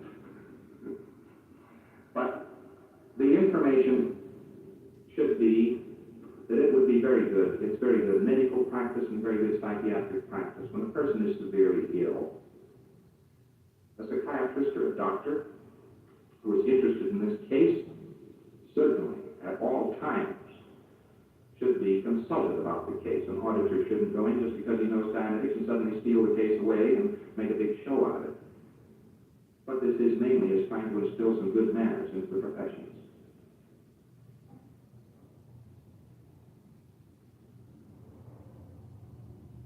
How does one resolve oneself to enter therapy, even when the prospect of being clear is greatly appealing? But when one commences therapy, either as an auditor or pre-clear, one is greatly afraid of all aspects of contacting even the simplest engram. This problem isn't just Dianetics. There's a certain survival value, apparent survival value, in the hypochondriac, for instance, and there is the mental hypochondriac. I'm not using hard words now, I'm just trying to explain. There is a value he feels in being ill. He always has an excuse for his social errors. Now this is the manifestation of it, but actually down at the bottom of the engram bank somewhere, there's an engram that says, if I lose this, I will die. Or it says, I can't go into it, it's too painful. Or I don't dare change myself, he likes me as I am, etc., etc. There are all kinds of engrammic computations that forbid an engram being touched, or even forbid a case being opened. A skilled auditor can look at one of these cases, listen to the fellow for a few minutes, and hit the engram, bang. After that, the case will roll. Sometimes it takes a lot more than 2 minutes, by the way.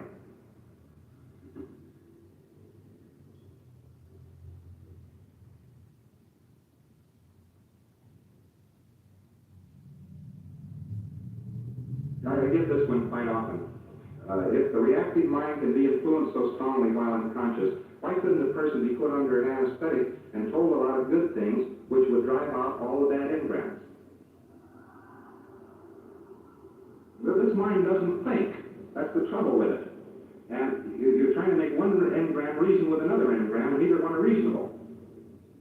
The experiments have actually been done along this line. Hypnosis really is that. Hypnosis is some of that. It's trying to put in a good engram to counteract bad engrams, and it doesn't work. Anesthetic hypnosis is wonderful, but not other types. Anesthetic hypnosis can be picked up after the fact. Are alcoholics especially difficult cases? No, they're not. But they certainly are messy sometimes. You know, I'm getting into a lot of trouble for that footnote in the book. No one thinks I drink, so I go to a party and everybody leaves me sitting there.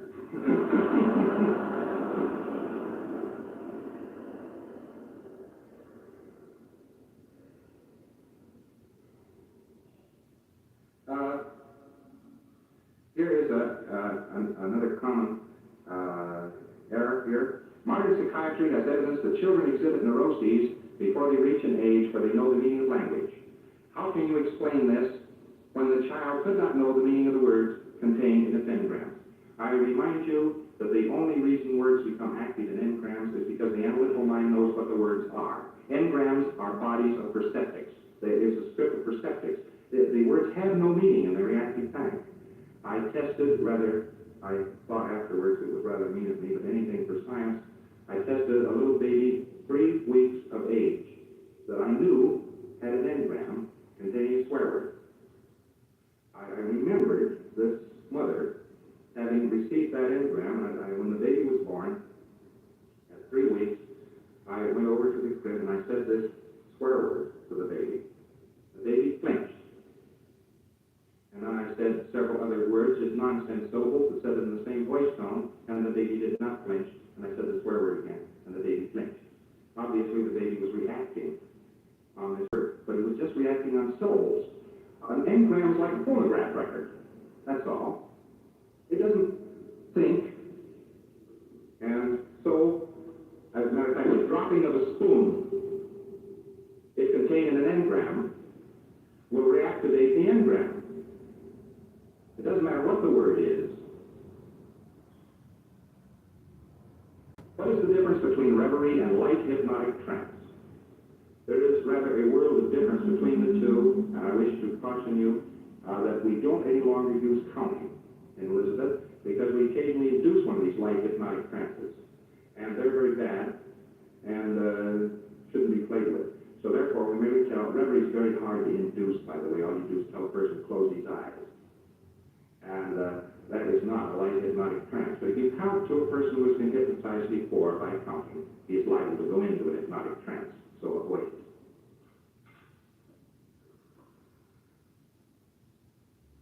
And by the way, he says it's a reverie and light hypnotic trance. The difference between, if a person were completely analytically awake, he would be in an optimum state of mind. I think you would agree with that. If he had his full analyzer, he would be fully rational, that sort of thing. All right. In Dianetics, we are trying hard to wake people up, not put them to sleep. And that is the difference between hypnosis and Dianetics. They're 180 degrees different. One tries to put people to sleep, and the other tries to wake people up.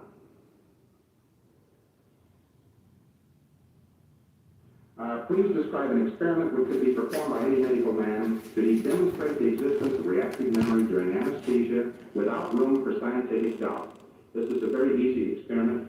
One puts a person under sodium pentothal or some sedation, inflict some pain just to make sure that he has an anchor point there to go back to, like pressing hard on a person's chest, read some nonsense syllables to him, lets him wake up in the normal course of events, and then puts him in reverie some days later and goes back and picks up the nonsense syllables. He will get them.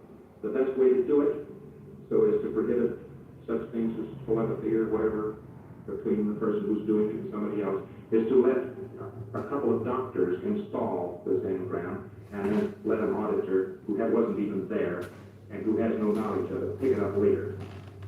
This experiment is very easily done, but I warn you that it's very dangerous. It can be done, but make sure it is done on a person who has full sonic recall. Otherwise, you may have to process him for 20 or 30 hours before you can get that late on his time track in order to pick up the data. That's an installed engram, you understand. And that engram, if it is installed, you have to be able to pick it up. The last time I tried this experiment was in Elizabeth, and it was the last time I will do it. Two psychiatrists sent over to me a young man who had been so treated, and I was supposed to pick up the nonsense syllables. This was a long time ago when Dianetics was very much in question, when validations were few, and so on.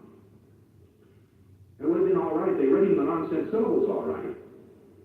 But the reading of his blood pressure, respiration, so forth, they mentioned these things. They talked around him. Then one of them sat on his chest, and they read the nonsense syllables through and cuffed him in the face.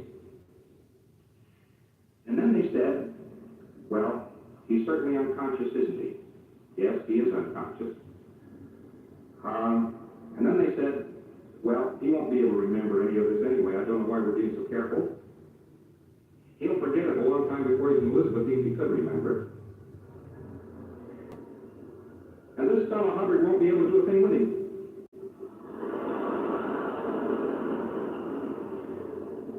Now, because this thing had a forgetter in it, the young man came over and sat in the Elizabeth Railroad Station for 9 hours. I couldn't find him. I knew he'd been sent to me, but there he was sitting over in the corner at last. It was 8 o'clock at night. He'd come over in the morning. I picked him up, I took him back to the house, and I worked on him for 18 hours. He was a non-sonic case.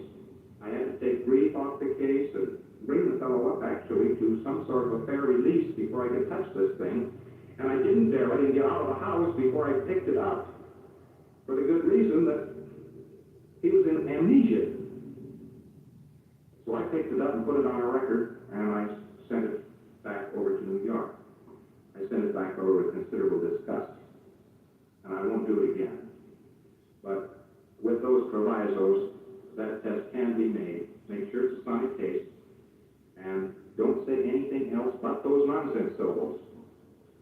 And be sure to inflict a little pain so it's easy to find. Anybody can do that experiment if he is very careful. What are the requirements of being a Dianetic professional? The requirements are to be bright and alert, to have a fair educational background.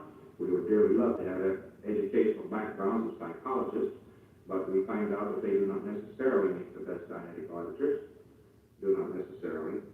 Many times their basic purpose is good, and so on. The best Dianetic auditors to date have been writers. Only there aren't very many writers. There's Robert Moore Williams back there in Missouri, so on. There are other fellows around. We have a psychiatrist, Dr. Trent of Huntington, Long Island, is a very, very good auditor. He is magnificent. He's got that cool, calm detachment, so that he was working with paranoid skips, and the paranoid skips that particular day had brought a gun with him, and the paranoid skips rolled over and cocked the gun, and Dr. Trent took it out of his hand, put it over on the dresser, and told him to go back to the engram. This man is the coolest hand with a psychotic I've ever seen. That's his natural business, and with all of his vast knowledge and experience in psychiatry, that man is invaluable. What makes a good Dianetic auditor is, of course, his own alertness, his ability to think, and so on, rather than based on his educational background. There's a sort of a natural aptitude for it.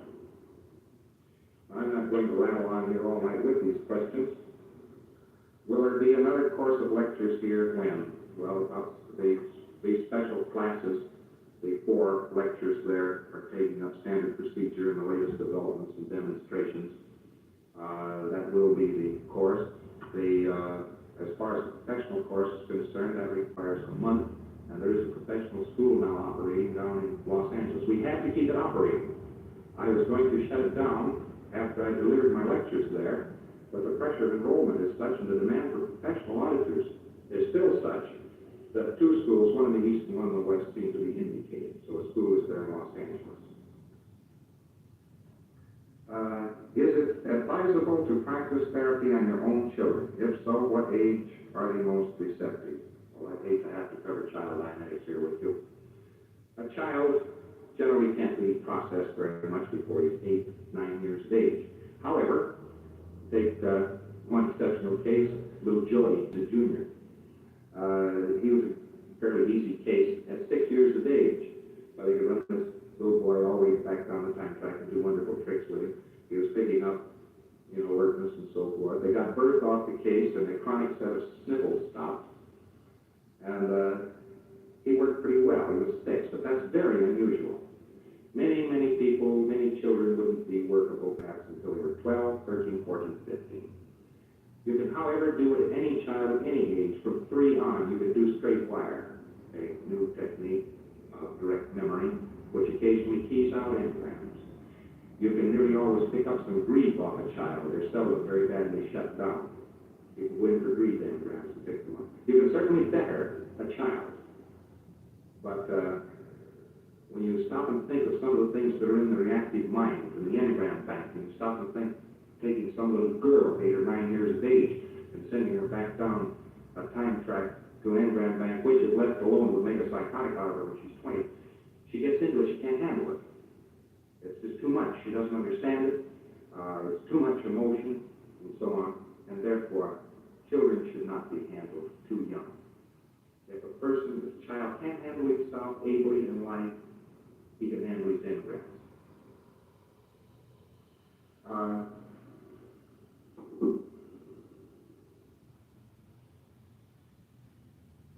Once cleared, can a person record engrams and be influenced by them following future physical unconsciousness? Undoubtedly. We ran a couple of experiments on this, and we found out the person could still receive engrams, but they were sort of on the order of blowing one's nose, and they were gone. The real aberrated engrams are those which are very early in the bank, and you try to put in later engrams, and if they have nothing on which to hang, there isn't anything to hold them down. I'm not going to go into this whole long list here. There's an awful lot of questions here. I will try to answer them all in my next book. And thank you very much. It's been a very, very good audience. Thank you.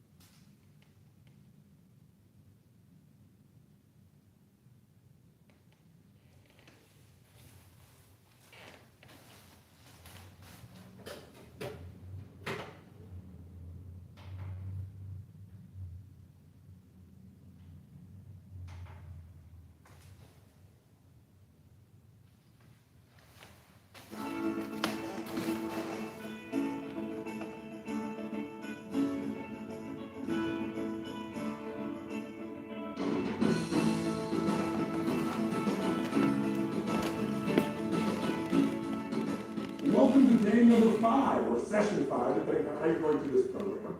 Listen, yesterday we talked about the power and importance of energy in your body.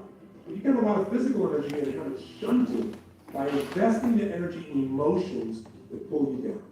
Now, we all have times in which we get frustrated or overwhelmed or depressed or angry. We also have times when we feel euphoric and joyous and we feel excited about our lives. The secret is not to never feel the negative emotion. That's not real. This is not about positive thinking. This is not about denial. It's about the power of using your emotions as action signals. You see, every emotion you've ever felt in your life is really a call to action. And what I'm going to show you in this tape is how to make that happen. Now think about something for a moment. What is more important to you than the way you feel? Is there anything? You know, my business seminars years I've asked people, I said, tell me anything you want in this world. And people say things like, I want more money, I want a better relationship, I want to know that the world has been better because I was here. And invariably, when I ask people, whenever they say I want these things, or they say I want to be fed because I've kept them too long in the session, and the bottom line is they'll say, well, if I had some food, I would feel better, or if I made more money, I would feel like I had more power, more control, or more freedom, or more security, or if I was in a better relationship, I'd feel more love. But in reality, they don't really want the relationship, man. They don't want the money, they don't want the food, they just want to feel better. They want to change the way they feel. They want to change the emotional content of their life in that moment. I think it's real important for us that we take a new look at emotions, that we see that some of the emotions that we consider sometimes to be negative, emotions that we think are most painful, may in fact be our best friends. They may be giving us signals that we need to make changes. If we heed these signals, and if we utilize them, we can change the quality of our experience and our life immediately. So just remember, emotions are the ultimate power. They start wars. They cause us to get married. They cause us to get divorced, to create children.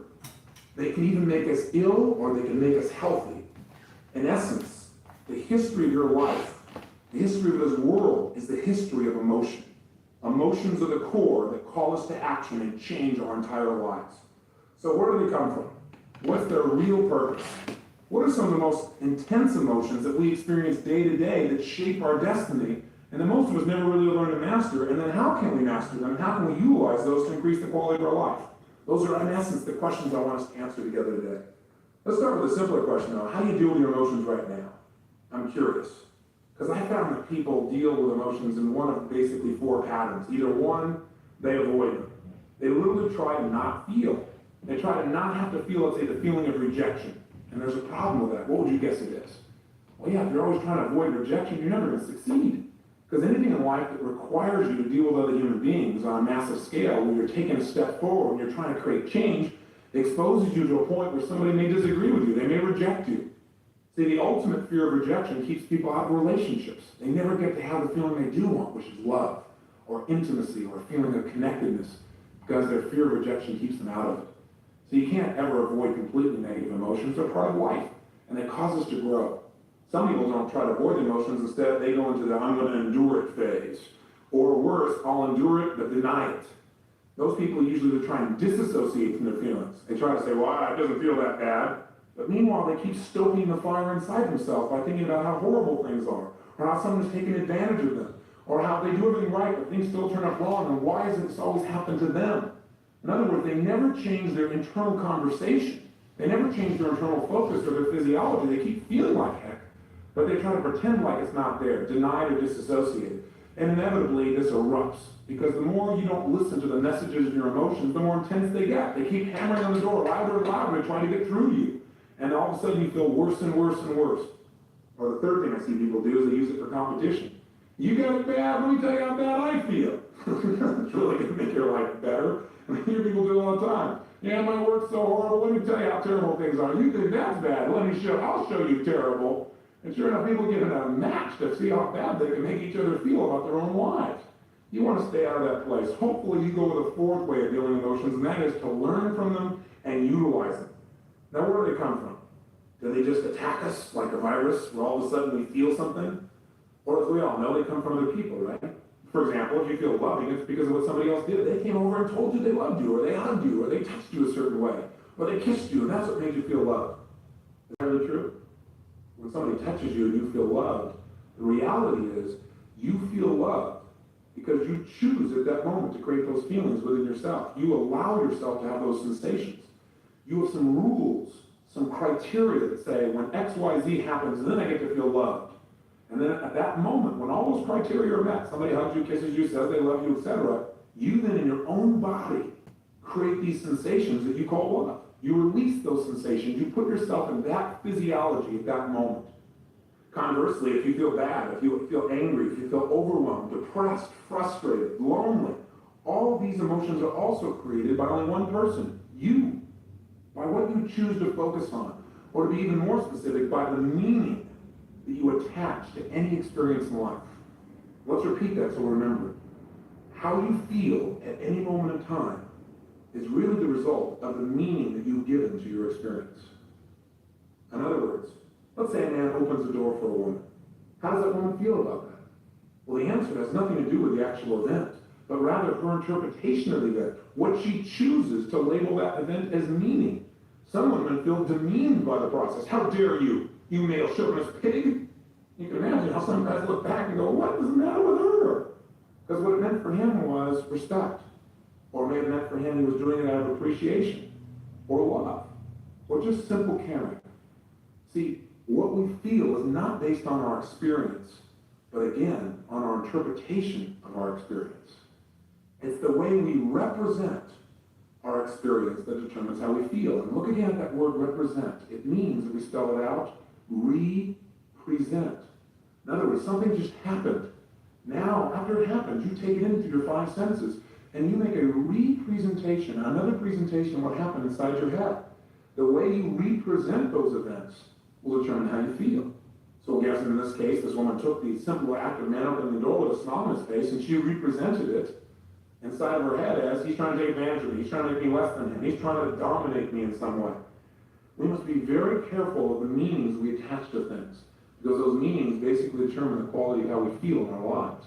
We must make sure that the emotions we feel are appropriate, that in essence they empower us instead of disempowering us. There are no negative emotions. There are no bad emotions. Every emotion serves us as long as we interpret it in a way that adds a powerful meaning to our life, something that moves us forward instead of backward. Now let's go a step further. Why don't you just analyze the difference between two emotions for me, just by experiencing them, if you would. Stop for a moment right now, and I want you to think about something that you'd like to have happen in the future. And what I'd like you to do is hope that it will happen. Just take a moment, stop for a second, close your eyes if you can. If you're in a car, this is not a very useful exercise. Okay, you might have to hope with your eyes open. I hope you keep your eyes open while you listen to me here. But right now, I want you to think of something you want to have happen in the future and just hope that it will occur. Just hope. Notice how this feels. Now, I want you to notice, do you see like two different possibilities when you hope? I'm curious, do you see it working out, not working out? How does it feel to hope? Now, open your eyes, kind of change your state a little bit, move your body around, change your physiology. And then secondly, I want you to try another emotion.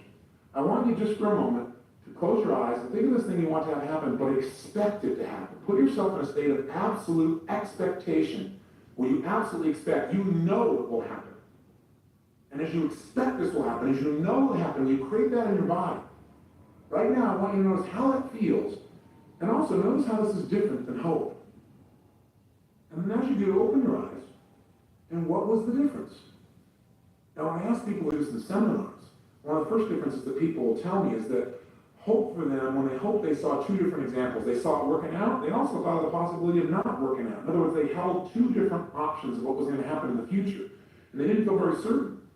When I ask them which one they like better, they always say they like to expect better than they like to hope. In addition, they'll say things like, well, I felt like when I was hoping that I was passive. But when I was expecting, I was active. I felt moved forward. I felt more intensity. So what I begin to hear is the difference in these emotions for a lot of people is the way you represent them. That is, you focus on both possibilities when you hope. When you expect, you just focus on one possibility. This is what's going to happen, and that's all you picture. That's all you notice. That's all you think about. In addition, there's this movement when you expect, this sensation, this tension, but it's a positive tension. All emotions have different components. We will learn how to use those components to intensify our positive emotions and to lessen our negative emotions. Now, I just had you do this exercise for another quick reason. I want to reinforce something. Were you able to hope this thing was going to happen in the future a moment ago? And were you in fact able to expect it, to create that feeling in your body? Then once again, I've proven to you that you do control your emotions, don't you? There was no reason to expect it. Nothing I said had changed the content of whether or not you would succeed. I just told you to choose to expect something would work out, and you did it, didn't you? And did it feel better? So remember, you're always in control of how you feel. Nothing in the environment controls you. It's the way you interpret the environment, the meaning you give, the rules you have that determine what positive or negative feelings you give yourself. So why do we have emotions in the first place? What's their purpose? Especially, why do we have these painful emotions? You might say, I know what these powerful, positive emotions are for because I deserve ecstasy. Well, I agree with you. You deserve to feel great, and they're a reward system. And some people look at pain as if it were the punishment system. And sometimes it is. When we don't follow our own rules, when we don't live by our own values, by our own life standards, then we certainly give ourselves pain as a way to keep ourselves on track because we want to avoid pain. But I think negative emotions serve a very powerful, positive purpose. And that purpose I've already alluded to when we started this tape. Negative emotions are a signal that a change is needed. Let's think about this for a moment. When you feel an emotion like fear, an emotion that most people try to avoid at all costs because it's just too painful, or any variant of that emotion like worry or concern or terror, when you feel those emotions are giving you a signal. Rather than just try to avoid the feelings, you should listen for and notice the signal and utilize it. The signal of fear is you must prepare. Well, that's a valuable signal. It's in your body for a reason. It's saying to you that something may be coming in the near future that you better be prepared for, either prepared to cope with or prepared to deal with. That's valuable information. We don't want to deny that emotion. We don't want to avoid it and pretend it's not there. That's how Niagara happens. That's how people get in trouble, emotionally, physically, financially, in their relationships. They don't want to feel the fear that the relationship's not working out, so they pretend it's still going great. Until one day they find themselves 5 feet from Niagara Falls in a boat with no oars and going, oh shoot, it's too late. They take an emotional fall, a relationship fall. Make sure that these emotions serve you. And the way to make them serve you, I think, is to realize that every emotion has a message for you. And what you want to do is not make it wrong, not avoid it, not freak out about it, not make yourself wrong for feeling it, but to do 6 things. Number 1, identify what the emotion is. 2, acknowledge and appreciate the message it's offering you. 3, get incredibly curious about what it's offering you. In other words, how could you use this to make your life better? Is this really what you want? And do you need to change the way you're looking at the world? Do you need to change the way you're acting? Do you need to change the way you're communicating? And then 4, get yourself to feel reassured by seeing that, hey, you've worked this out in the past, you've made it through this emotion before. 5, get yourself certain that you can handle anything like it in the future by rehearsing using this emotion as a tool of empowerment. And 6, take action and change your whole life. Those 6 tools that I just whipped through real fast are in essence what we're going to learn to utilize, not just in changing how we feel, but using how we feel, even those negative feelings, to make our life better. Now, I want to mention something. You know, in working with people in Date with Destiny seminars, I've learned an incredible amount about human emotion. In order to attend the class, people have to fill like 18, 19, 20-page questionnaires, it turns out to be for most people, describing every emotion that you feel in your life and what triggers it. You know, what do you value most about each of those situations? If there's any one thing I've learned by going through all of these forms, is that human beings seem to have unlimited ways of describing negative emotions. I get to read about how people get to be frustrated and insecure and lonely and bored and sad and angry and impatient and annoyed and anxious and unsure and guilty and unworthy and depressed and disrespected and humiliated. Can you believe I do this for a living? I can't believe this. But the good side is this. I get to also read about how they get to have joy, love, success, abundance, contribution, flexibility, creativity, power, impact, curiosity, wonder, beauty, spirituality, respect, sincerity, integrity, kindness, confidence, ecstasy, you name it. We have lots of pleasure we can have in our lives too. The challenge is that most people, though, spend more time in the negative. They spend more time trying to avoid those negative emotions instead of using them. So what I try to do is to sit down and say, okay, there are all these different ways of describing emotion. The question is, do enough of them fall into a group of categories that we could chunk them down? In other words, you might say, well, I'm really feeling concerned or worried or anxious or scared or terrified. Well, that really all is just forms of fear, right? So what I'd like to do in this session, at least, just for the sake of our conversation and for our ability to deal with our emotions, is to take and create a model for each other. A model that I've created where basically I fit all emotions into 10 categories. Now the challenge with this is we all have different labels for what a feeling means. So yours may not agree with the ones I'm putting down, but just for our ability to have a conversation and for our ability to deal with our emotions, we're going to say there are 10 types of emotions, just for the sake of conversation. Is that okay with you? I hear a yes, I just hallucinate. That's another kind of emotion, I guess. But here are the 10 emotions, and I'd like you to jot them down. Now I know if you're driving your car, it makes it a little more difficult. But if you can, take out your Get the Edge journal, and let's write down these 10 emotions. I'll wait for one moment. Moment's up. Welcome back. Here are the 10 categories of emotions. Here's the first one, uncomfortable emotions. He said, it's a pretty big category. You're right. But I'm basically describing here emotions that don't have a tremendous amount of intensity, but they bug you, they bother you. Feelings of boredom, for example, or being impatient, or uneasy, or distressed, or maybe mildly embarrassed, would probably fit under uncomfortable for most people. The second category of emotions would be the emotions of fear.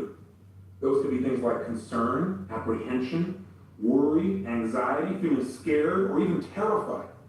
These are all different types of emotions that we're going to relate, for sake of our conversation, to fear. The third category of emotion I call hurt. Any kind of feeling you would link to hurt. And we're going to talk about how most of our feelings of hurt come from a sense of loss. Fourth category, anger. And anger, again, has a large variety. Everything from mildly irritated, to angry, to livid, to resentful, to furious, to enraged. Anything in that category we're going to talk about as an anger emotion. Fifthly, emotions of frustration. These are any emotions you would link to being held back or hindered in your pursuit of something. Sixth, emotions of disappointment. Anything that makes you really sad or defeated as a result of something you expected that didn't work out well. 7, guilt emotions. Maybe another way of describing them would be the emotions of regret. Number 8, feelings of inadequacy. Any emotion you've ever experienced you would consider causing you to feel like you're less than or unworthy would fit in this category we call inadequate. Number 9, feelings of being overloaded. Now again, overloaded I'm using to make it soft, but most of the emotions you probably link in here would be feelings of being overwhelmed or even hopeless or depressed. Anything that makes you feel like there's more than you can possibly deal with would fit into the overloaded category of emotion. And lastly, number 10, lonely emotions. Anything that makes you feel alone, like you're lonely, like you're apart from or separate from, would fit into this category. So again, the 10 are 1, uncomfortable feelings, 2, any feelings of fear, 3, any feelings of hurt, 4, any feelings of anger, 5, any feelings of frustration, 6, any feelings you would link to disappointment, 7, the category of guilt and regret, 8, feelings of inadequacy, 9, feelings of overload, overwhelm, hopelessness, or depression, and 10, any feelings you link to loneliness. Okay, it's a big set of categories, but here's why I've done this. I want to train you and myself. I just started to use this technique on myself because I just came up with it. It's pretty fantastic. I enjoyed it, but I do say so myself. I'm quite humble. Really, it's really fantastic. I had a good time with it, and I hope you will as well. All of these emotions, these categories of emotions, are there for a reason, and they're to give us a message that something needs to change. Now, one of two things has got to be changed when we're feeling any of these emotions. And before I tell you this, let's make sure you're enrolled here. How would you feel in your life if you knew, no matter what emotion you felt, you could go, okay, am I feeling uncomfortable, or is that a feeling of fear, or is that a hurt feeling, or an anger type of feeling, or a frustrated type of feeling, or disappointed, or guilty, or inadequate, or overloaded, or lonely feeling? How would you feel if you knew that in a moment or two, you could instantly get out of that feeling, no matter how intense it had been? Would that be useful? Then stick with me, okay? Because I know this may seem a little bit cumbersome at first, so listen to me carefully. At any moment you feel any emotion, the first step you're going to always want to take to master your emotions, I mentioned earlier, I say it to you again, first step always will be to identify the signal. What I mean by identify the signal is figure out, if you're having a feeling, which one of these categories does it go into? So let's take a look at how this might work. Let's say something happens between you and a loved one, and as a result you feel rejected. You look at your list of 10 here and you say, rejected is not on here, Tony. Well, step number 1 is identify which category most fits. Well, when you feel rejected, you really can feel a lot of things about that rejection. You might feel uncomfortable, you might feel actually hurt, or you might feel angry about it, or as a result of rejection, you might feel lonely. What I'm trying to do is get down to the core emotion that really is controlling you. rather than just this giant word called rejection, which really isn't the essence of what you're feeling. As you go down and look through your list, and by the way, I know you're not good at this list yet because it's brand new, but you'll memorize it simply by listening to this tape over and over again. What we're going to call them from now on is action signals, because that's exactly what they do. They are signals for you to take action, to reevaluate the way you're perceiving something, or the way you're proceeding, the way you're communicating your feelings to other people, or the way you're behaving around other people or situations. In other words, they're going to tell us we got to make a change in order to get what we really want. And that's what these action signals are all about. They're not negative, they're not bad, they're there to serve us. But for now, let's come back to the example. We said step number one then always is identify the signal. That simply means where does it fit in here? So in this example, we said that rejection really was just uncomfortable for you. Maybe what happened is you turned to kiss your husband or wife and they were busy reading or writing or something and they didn't really reciprocate. You felt, kind of uncomfortable about that. You didn't feel lonely. You didn't feel hurt. You didn't feel angry. You felt uncomfortable. The signal of being uncomfortable is calling to your attention a message. And the message of uncomfortable feelings is, one, realize you need to change your state. That right now, no matter what happens in the state you're in, you're not going to appreciate it. You're not going to be resourceful in understanding what things really mean. See, for example, you're feeling in a state of being uncomfortable about that, you're going to start hallucinating. Well, gosh, my husband or wife, they didn't really loving to me. Does that mean that they're not interested in me anymore? Does that mean that, that our relationship's not as strong? We tend to hallucinate when we get in an unresourceful state. So when you feel uncomfortable, first message from that signal is, hey, change your state. Second, clarify what you want. Immediately, you got to clarify what you want. That's what the signal is trying to tell you. It says, yeah, don't just be uncomfortable. What do you want? If you want your husband or wife to be closer to you, get clear that's what you want. And step three, immediately take action in that direction. And the way to take action in that direction is communicate your desire or do something that expresses it. Make sure you do something until you achieve what you want and you're no longer uncomfortable. It's literally that simple. Don't just sit around and go, gosh, I feel bored. I feel foolish. I feel insecure. I feel kind of rejected. I feel uncomfortable. Say, great. I need to change my state. The fact that I'm uncomfortable is a signal. It's giving me a message to immediately change my state. 2, clarify what I want. And 3, take action in that direction.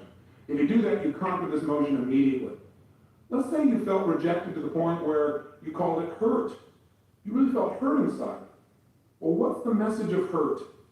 When you feel the sensations you call hurt feelings, that signal's giving you a different message. And the message there is that there's an expectation you have that's not been met, and you have a sense of loss. That's why it's more intense than just being uncomfortable. You feel like you've actually lost something. Now the challenge with this, as with all these emotions, is that when you identify the message, you must immediately clarify what has to be changed. I mentioned this twice on the tape in passing, but I want you to hear this right now. Whenever you have what you used to call a negative emotion, you're now going to call an action signal. You know that action signal is signaling you need to change one of 2 things. Either your perception or your procedure. Now let me clarify what I mean by that. Your perception might be, for example, that gosh, you feel hurt. You feel like your husband doesn't love you so much anymore. Your wife doesn't love you so much anymore because, gosh, when you first met, boy, all you had to do was, look at them and they dropped a newspaper and came over and hugged you. And now they don't. You have a sense of loss and that hurts you inside. And that hurt is a lot more painful than the feelings of just being uncomfortable. The point, though, is this. Is this an appropriate emotion for you to feel based on this situation and this time with this person? That's really the question we want to ask ourselves whenever we have an emotion. We know that we have that signal. We need to first identify it, and then secondly, immediately appreciate this signal is offering us a message, and the message is we need to change. Again, our perception or our procedure. So our perception might be, person doesn't love me. Do we need to change our perception? Do we have some rules that are inappropriate in this situation? And the answer here probably is yes. Wouldn't you agree? This person is just wrapped up in what they're doing because they're just immersed. It doesn't mean they love you any less. What this emotion is telling you is you need to change your perception because otherwise you're going to feel pain for no reason. You might also look at the same situation as a symbol that you need to change your procedure. Procedure means the way you're proceeding with this information. In other words, what this may be is a signal to you that you really aren't communicating your own needs to your husband or to your wife. Maybe what you need to do is change your procedure. And instead of feeling hurt, or instead of feeling uncomfortable, turn to your husband or wife and say, honey, I know you're wrapped up in your work. I know you're totally immersed. I know you're trying to do stuff that supports the whole family here. But you know what? I just need, 3 minutes with just you and I, because I really right now to just feel loved by you. I need to hold you. I need to feel connected to you. If that person starts to get upset, obviously you're getting feedback that your procedure still didn't work. You have to be a little more flexible, a little more creative, and maybe a little bit more loving in the way you do it. Or maybe change the timing in which you go about something. But that's changing procedure, changing the way you communicate. Or another way of changing procedure might be it's a signal that says that the way you're communicating to your husband or wife doesn't make them want. Let's say you feel rejected by them because when you come in the door, they don't rush up and give you a hug. They're immersed in something. Now, how do you respond to that? Well, what a lot of people do when they feel rejected is they feel uncomfortable with it, or they feel hurt, or some people get angry when they feel rejected. Now, what's the message of anger? The message of anger is you have a standard for your life, something that's important to you, and it's not being met by another person, or maybe even not being met by you. Sometimes we get angry because we're not living our own standards, huh? So let's say, as a result, one of your standards is that people who love you, they run up and they greet you in your home. They don't do that today. You feel angry. One of your standards has been violated. Something you believe important is not happening, and now you're angry about it. How do you respond now to your spouse who doesn't even know what's going on? Maybe you give them a dirty look, or maybe you make some snide remark, or you find something wrong with what they're doing. As a result, this person may very well purposely reject you. Now when you're feeling this rejection, you're feeling this hurt or this anger, and you say, okay, this anger means I have a message here, a signal. Signals I need to change either my perception or my procedure. Maybe you don't need to change your perception. Maybe they really are rejecting you deliberately. Maybe the procedure is not only how you communicate, but how you're behaving. Maybe you need to look and say, you know, I'm not treating this person in a very loving way. No wonder they're giving me this feedback. I need to change me. Are you following me so far? So we're always getting the message. We're identifying the signal. We're appreciating the message and knowing the message is telling us we either need to change our perception or our procedure. The way we're communicating, the way we're behaving. I know this may sound complex at first, but I have to play this tape back and listen to this little section a couple of times. You'll get this down. I want to change either my perception or my procedure, the way I'm communicating to this person or the way I'm behaving, or just the way I'm looking at the whole darn thing, and making it so I don't have pain. I need to look at things, communicate, or behave in a new way. That's the message of pain. Let me say that again, because I think you'll get this one. If you're feeling pain, it's a message. You need to change the way you're looking at things, and therefore what they mean to you. Or change the way you're communicating your desires or needs to someone, especially if the pain involves somebody else. Or change the way you're behaving, the way you're treating others, and that'll get you a new response. That's in essence the basis of all these action messages. They're telling you, you got to set a new outcome and move in a new direction. Otherwise, you're going to stay in pain. And by the way, let me mention something to you. If you ignore a message, if you ignore one of these signals, one of these action signals, whether it be the signal of feeling hurt or fearful or angry or frustrated, disappointed or overloaded, that signal doesn't go away. It intensifies. You'll feel even more hurt, even more angry. It intensifies until one day you get smart enough to say, hey, I got to change something here. I got to change my expectations, the way I'm evaluating this thing, the way I'm looking at things, the way I'm feeling about it, or the way I'm communicating what I need, or I got to change the way I'm behaving, period. I'm going to keep feeling this until I make one of those three changes. It's that simple. Next. Once you've identified the signal, i.e. you've identified, you said, I was feeling rejected, and what that really means is I'm feeling uncomfortable, or it really means I'm feeling hurt, or angry, or lonely, or whatever. And the second step is appreciate the message. Respect that emotion. Don't make your emotion wrong. So many times you say, well, I don't want to feel rejected, or I don't want to feel bad, or I don't feel angry, or I don't want to feel hurt. Don't do that. Appreciate it. It has a message for you. It means you got to change. But it also means something very specific depending upon which emotion these 10. So before we go any further, let me review with you what the messages are that each one of these 10 signals is giving you. We've already said that if you're uncomfortable, the message is simple. You got to change your state, clarify what you want, and take action in the direction of what you want. And immediately you won't be uncomfortable anymore. And if you're feeling category number 2, emotions of fear, whether it be concern or apprehension or worry or anxiety or scared or frightened or terrified, no matter what intensity it is, any one of those still are fearful emotions. And fear emotions deliver one message to us. We need to prepare ourselves to deal with something or to avoid the negative consequences of something that's coming up, something that's about to happen, a situation or an event. Basically, fear is get prepared. Get yourself so you can deal with something. And that's a valuable message, isn't it? Now, the problem is what most of us do is we get fearful and we don't take the message. We either try to deny the fear and act like we're real strong, and all it does is get stronger and stronger. Or worse, we just surrender the fear and we don't get the message. All we do is we get caught up in the emotion and we get more and more scared and we amplify it. And we start thinking of the worst that can happen rather than figuring out, okay, what do I need to do to be prepared? to avoid the negative consequences and make this work. For example, people have fear of failure. That's a valuable fear. It's saying get prepared so you won't fail. You might have a fear because the IRS is coming to visit you. You get a little note in the mail. You get this feeling of anxiety. That's probably a useful fear. And it's probably saying to you, hey, you better go get all your paperwork in order. If you didn't have that message, if it wasn't painful enough, you might slough it off. It might show up and it may cost you a lot of money, not because you weren't accurate or honest, because you weren't prepared. Same thing happens if somebody asks you to give a speech and you get a little fear inside.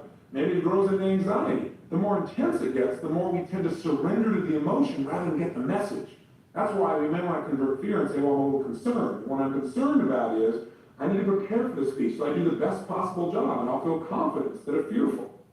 Now, again, with each of these emotions, we want to hear the message and see if the message is appropriate. You may already be prepared. You may be as prepared as you can get. There's a limit to what you can do, right? There's a point where you have to have some faith. At that point, you might just have to say, you know what? This is a message I need to change my perceptions, not my procedures. I'm prepared by my procedures. I know what to do. I know how to do it. But I got to stop focusing on this thing being the worst possible situation. I just need to decide to become confident now, to focus on it working instead of it not working.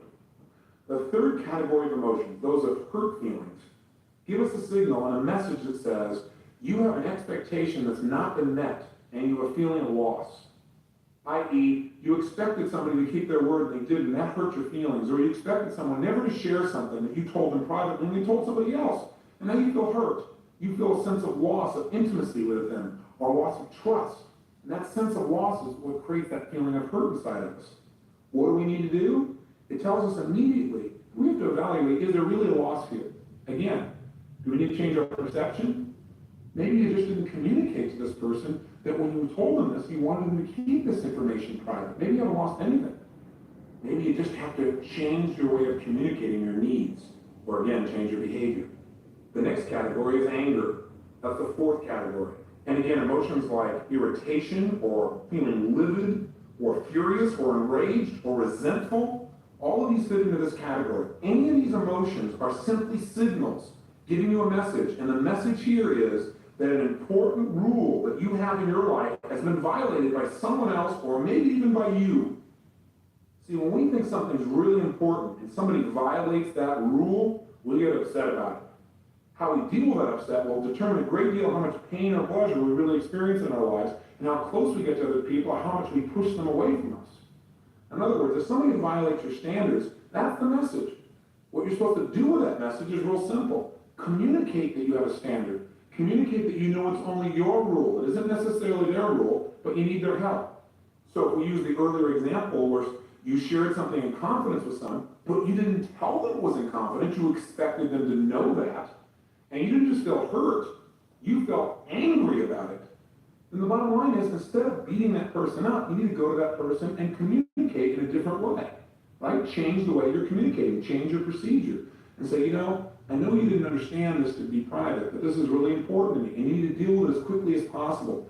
Anger is usually an outgrowth of hurt. In other words, when you're hurt, you have a feeling of loss. Something you expected didn't work out. When you're angry, it's because it's something you think is really important that wasn't handled, or you've got a lot of hurts that have built up and you've not expressed them, you've not communicated them. So anger is usually a signal that something you believe is really important has been violated by someone or yourself, or that you've had a lot of hurts that you've not expressed that have built up until anger. How do you deal with it? Change your perception. Maybe this person wasn't trying to hurt you at all. Change your procedure. Communicate better what your real needs are, or change your behavior. Tell people up front, hey, this is private. Promise me you won't share this with anybody because it's real important to me. Either way, you'll get out of your anger quickly. It's simply a signal that says you need to clarify with the people what your rules are and get them to agree to meet them, or you need to compromise them possibly. You know, some things you get angry about, you're going to get angry about for the rest of your life. And you better identify those things and realize that those are just your standards. They're not everybody's standards. And if you go around being upset because everyone doesn't live by your rules, you're going to be upset your whole life. So again, maybe you need to change your perceptions, change your rules, so the life is a lot simpler and a lot less painful for you. The fifth category of emotions, frustration. These action signals are telling you need to change your approach to achieving your goal. Whatever you're going after, you're not going to get it the way you're doing it right now. That's why you're frustrated. You keep trying to get the same result by doing the same thing over and over again. There was a definition given a long time ago about insanity. It said insanity is attempting to get a new result by doing the same thing over and over again. It'll never work. So you've got to change your approach. When you feel frustrated, just know, hey, that's a message. I got to change my approach. I need to be more flexible in the situation. Category number 6, disappointment. If you start to feel disappointed, that's a signal. And that signal is bringing you a message. And the message is that you need to realize an expectation you have, an outcome you're going after, is not going to probably happen unless you change your expectation and make it more appropriate for the situation at hand. In other words, maybe you wanted something to happen in too short a period of time. I was doing a seminar about a week ago, and I was in Fort Lauderdale. And I was in the restroom, and this man recognized me and came up to me. It's always interesting when you're in a restroom and people come up and ask you for advice about how to change their life. Seems a little inappropriate. But anyway, the bottom line is, it made me uncomfortable, actually, and I guess I had to clarify that I needed to change my state, clarify what I wanted, and take some new action, which I did right then and there. I won't give you the details. But the bottom line is, this man told me, he said, gosh, I'm hoping you can help me turn my whole life around. He said, because I've been doing everything I know. I've been listening to every tape there is. I read every book, and I've been doing it all, and nothing seems to be working. He said, I feel like I'm so disappointed. I did everything anybody said, and my life still isn't working out. He said, I just feel like I just could take my life. And I said, well, you want some help? And I didn't say that harshly. I did it to break the guy's pattern. He looked at me like I was crazy, and then he saw me smiling. He kind of, his brain fried for a moment there. And he saw that he was being ridiculous, and so was I. And so he said, well, I said, listen.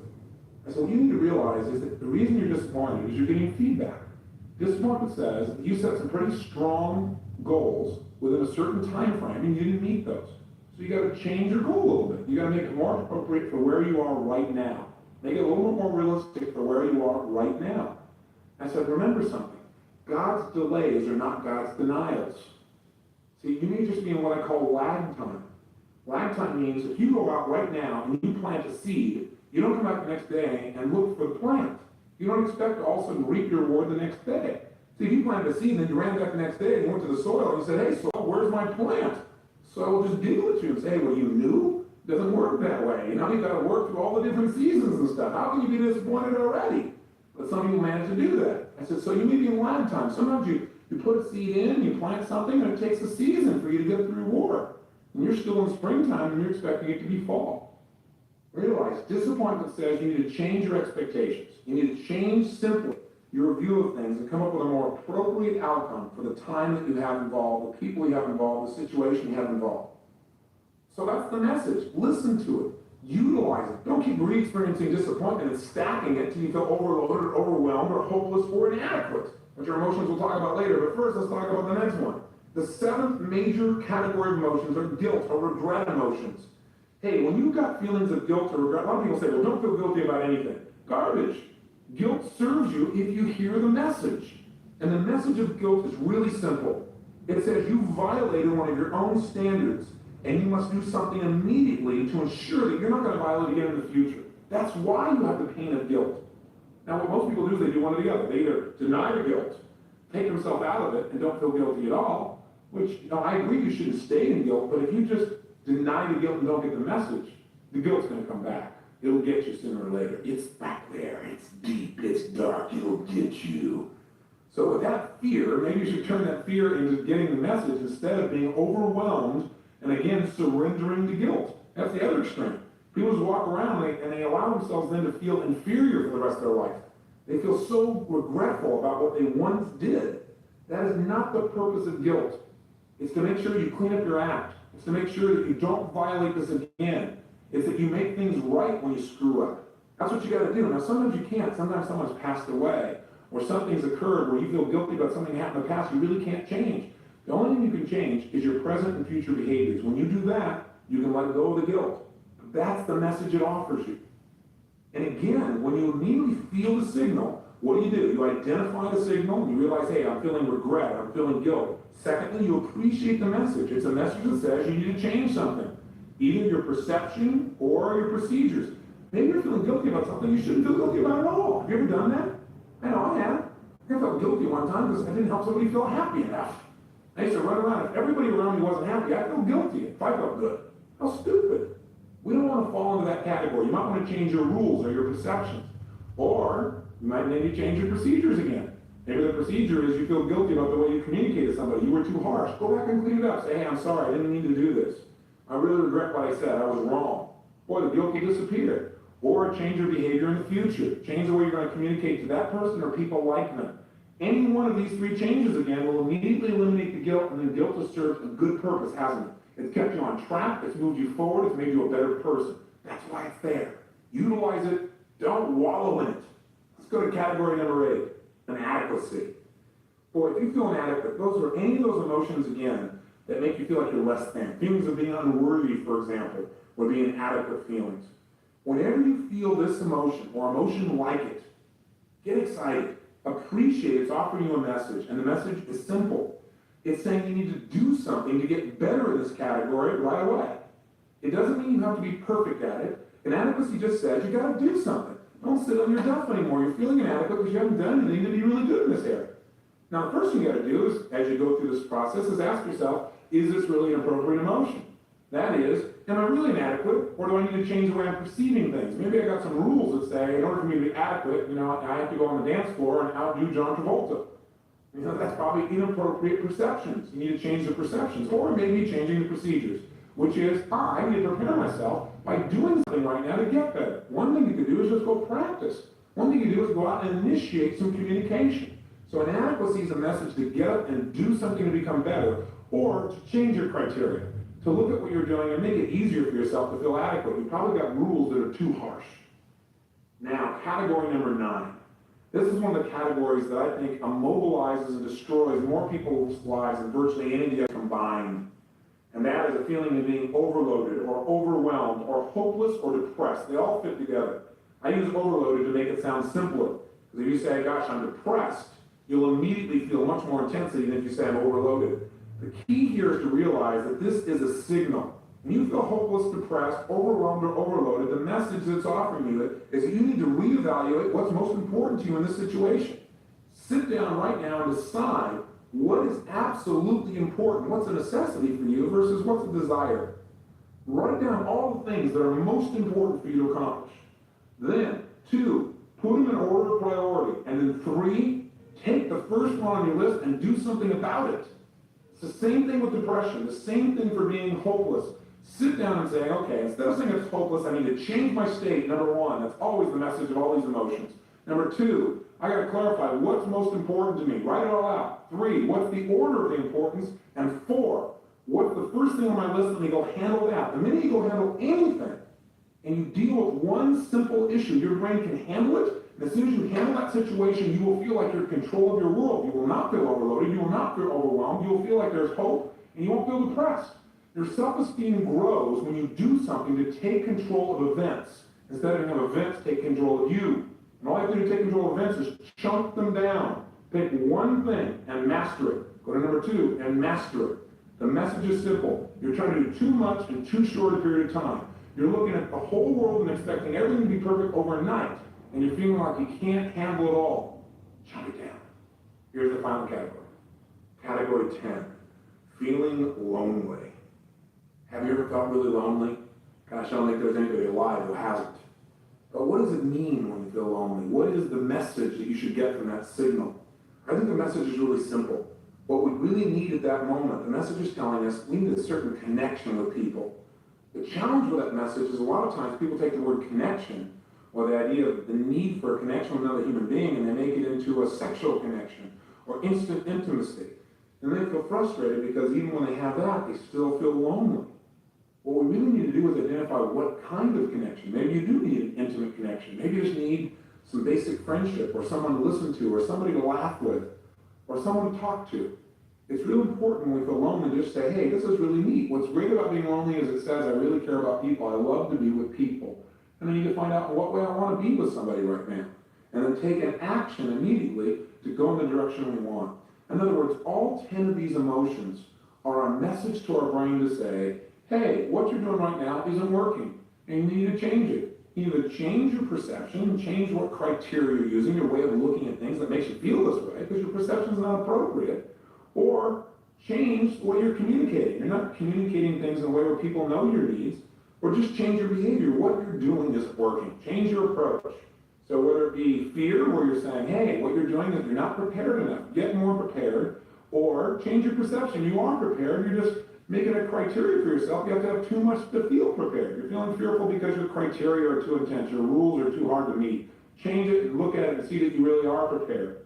Or it would be something like regret, where again your brain is saying, hey, something you did isn't working, you broke your own rules in a way that doesn't work for you. Either you didn't break your rules, your perception's unfair, or you broke your rules and you need to change it. You need to do something so that you will never again break these rules. You'll never again go through this kind of pain because it's not appropriate. That's in essence how we want to deal with these 10 emotions. And what you want to do is get to know these 10, review them over and over again so that when, hey, you have an emotion and you say, my gosh, I'm feeling jealous. First step, identify the signal. Which of these 10 categories does it fall into? Well, gosh, jealous, what is that? Do I have feeling angry feelings or am I feeling fearful feelings about the jealousy? You might say, well, I'm really feeling angry. Well, then there's a standard that I have that's been violated.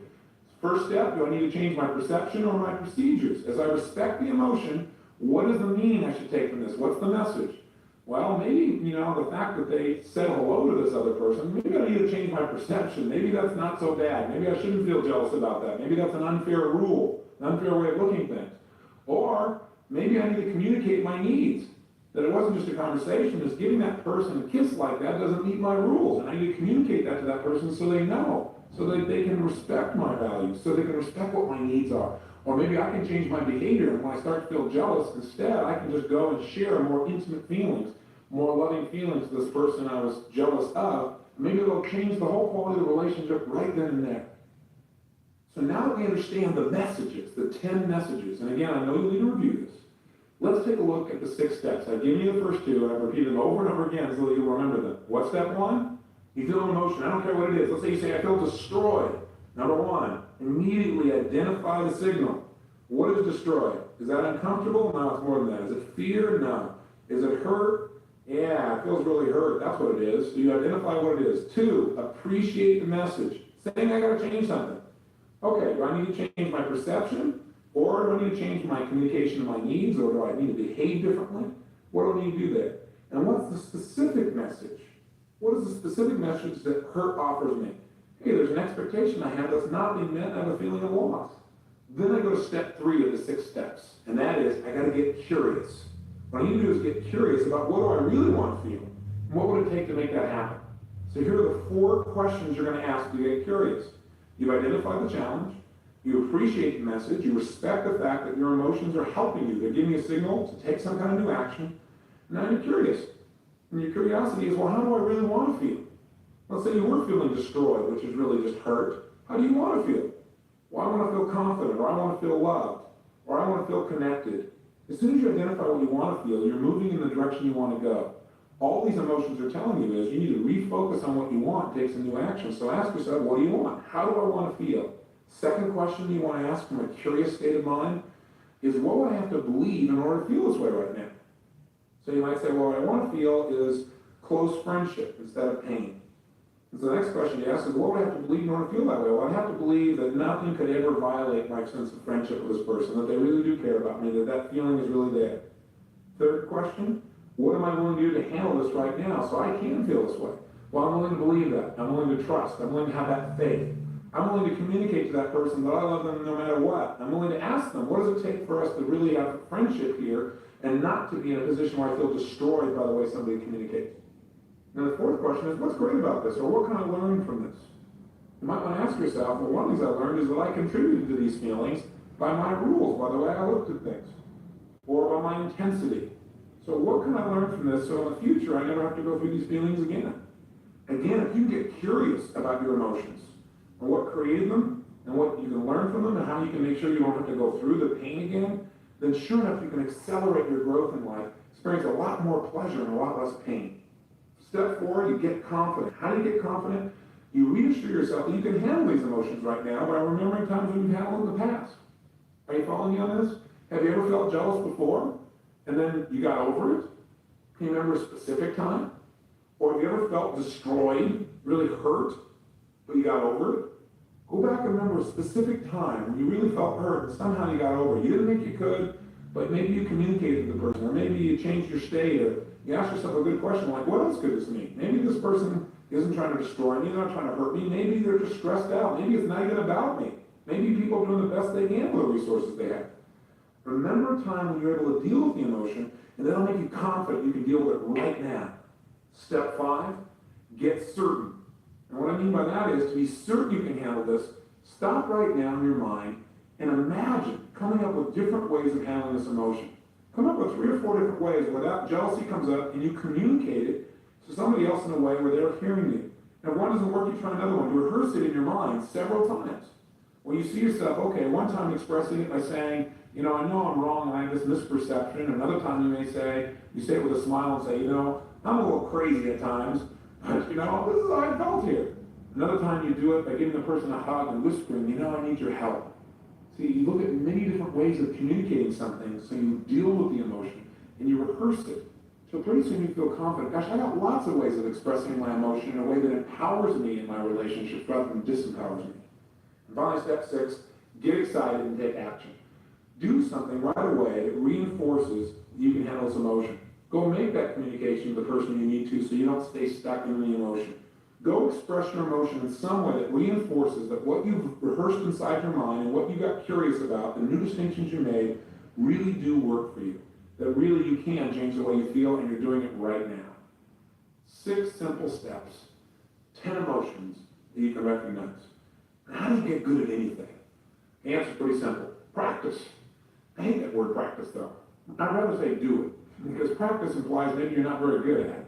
The way you get good at something is you do it, and every time you do it, you try and do it even better. You don't ever practice, you're always going for it full out, having fun with it as well. And the best way to deal with emotion, as you remember, is kill the monster while it's little. Make sure you deal with those anger emotions when they're at the level of a little bit irritated, not when they're enraged. If you handle them at the level of a little irritation, they're a lot easier to deal with. Also, remember the tools you've already learned. You start to feel like you're enraged, connect yourself and say, well, maybe I'm not enraged, maybe I'm a little annoyed, or I'm a little bit inconvenienced by this conversation. That'll break your pattern and make it easier for you to hear the message of those emotions and take new actions instead of being caught up in those emotions and surrendering to them or being defeated by them. The emotion's there to serve you, but you've got to hear the message and act upon it. And by the way, the very best way to get what you want is to focus on it. That is to experience it, to plant it. You know, think of your mind, your emotions, and spirit as the ultimate garden. The way to make sure that you harvest what you want of that garden is not to keep practicing planting disappointment seeds and fear seeds and saying, well, I'm really good at taking those things out and learning from them and showing what got to change, but instead to plant seeds like love and warmth or appreciation. In fact, let me offer you 10 quick emotions that if you plant them every day and you cultivate these emotions, you focus on these being the way you want to feel every day. You hold yourself to a standard that says, every day I want to feel these 10 emotions. What you'll have done is planted the seeds of greatness. You'll have planted the seeds that create a tremendous, juicy life. A life where you don't need a lot of action signals because you're already acting. You're already living life at its fullest. See, a weed in your garden is a call to action. It's not negative, it's a call to action. It says, you've got to do something. You've got to pull this out. And that way things can grow. Well, one of the easiest ways to keep the weeds out is to keep cultivating the kinds of plants you want right there in the garden so that their roots are bigger and deeper and stronger and there's not much room for weeds. Here are the 10 emotions that add juice to life and you want to cultivate them. Number 1 is love and warmth. Listen, if you want to create a behavior, I don't care what the behavior is, the best way to get yourself to do something is put yourself in an emotional state where that behavior is automatic. Let me give you an example. If you want to have close relationships and do the things that make you close to other people, the easiest way to do that is to cultivate an emotion of being loving and warm. If you put yourself in a loving, warm state, you don't have to think, well, what should I do to make my relationship work? It just happens automatically. The second set of emotions is to be appreciative and grateful. That also builds relationships. If you're always feeling loving and warm and appreciative and grateful, then you're going to do whatever's necessary. You're not going to even think about it. You're going to do more than is necessary to nurture the people around you, and you'll have that deep feeling of caring. Third emotion is curiosity.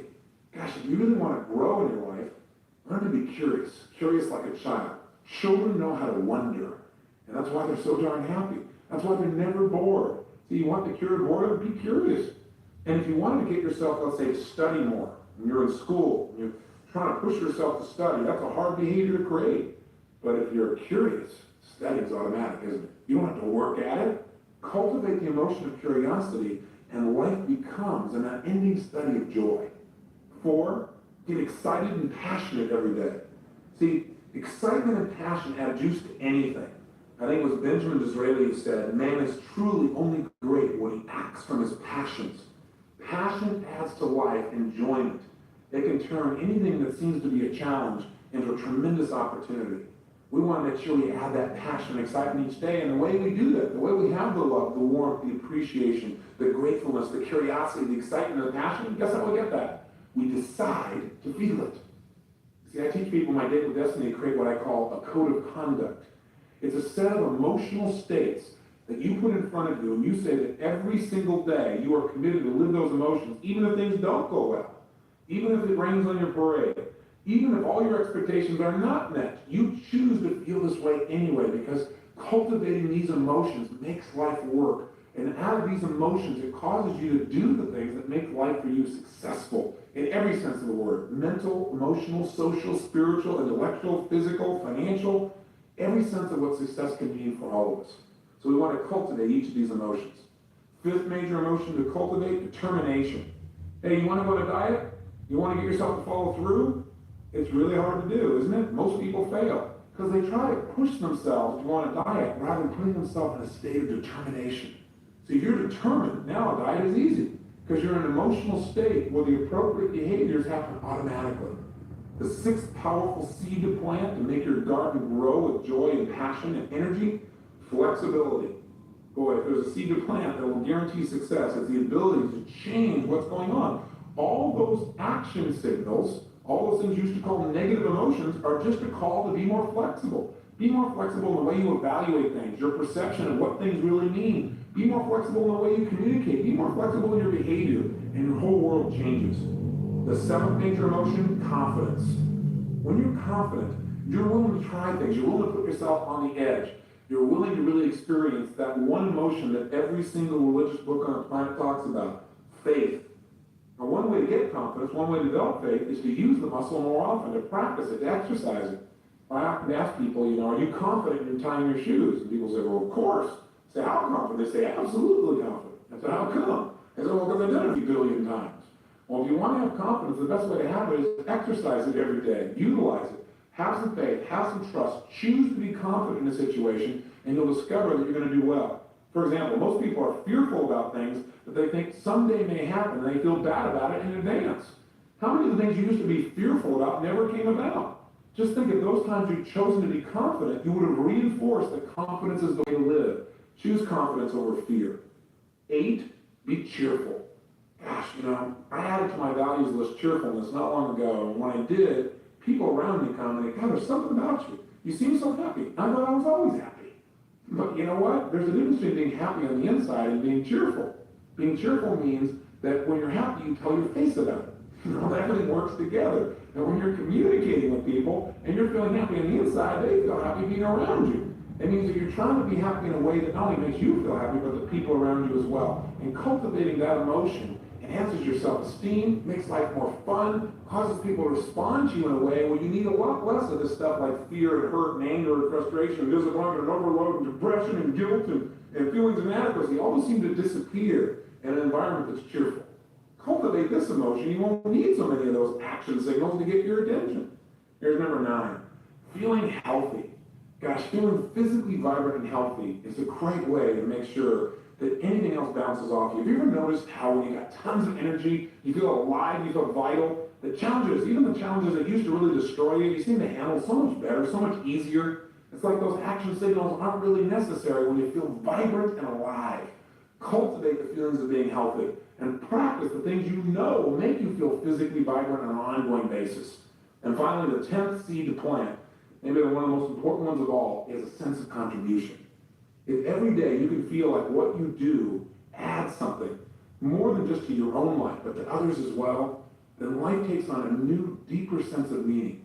I think we all have a need to feel like our life matters, like because we lived, other people's lives were better, they were greater, they were more enjoyable. We all want to leave our mark.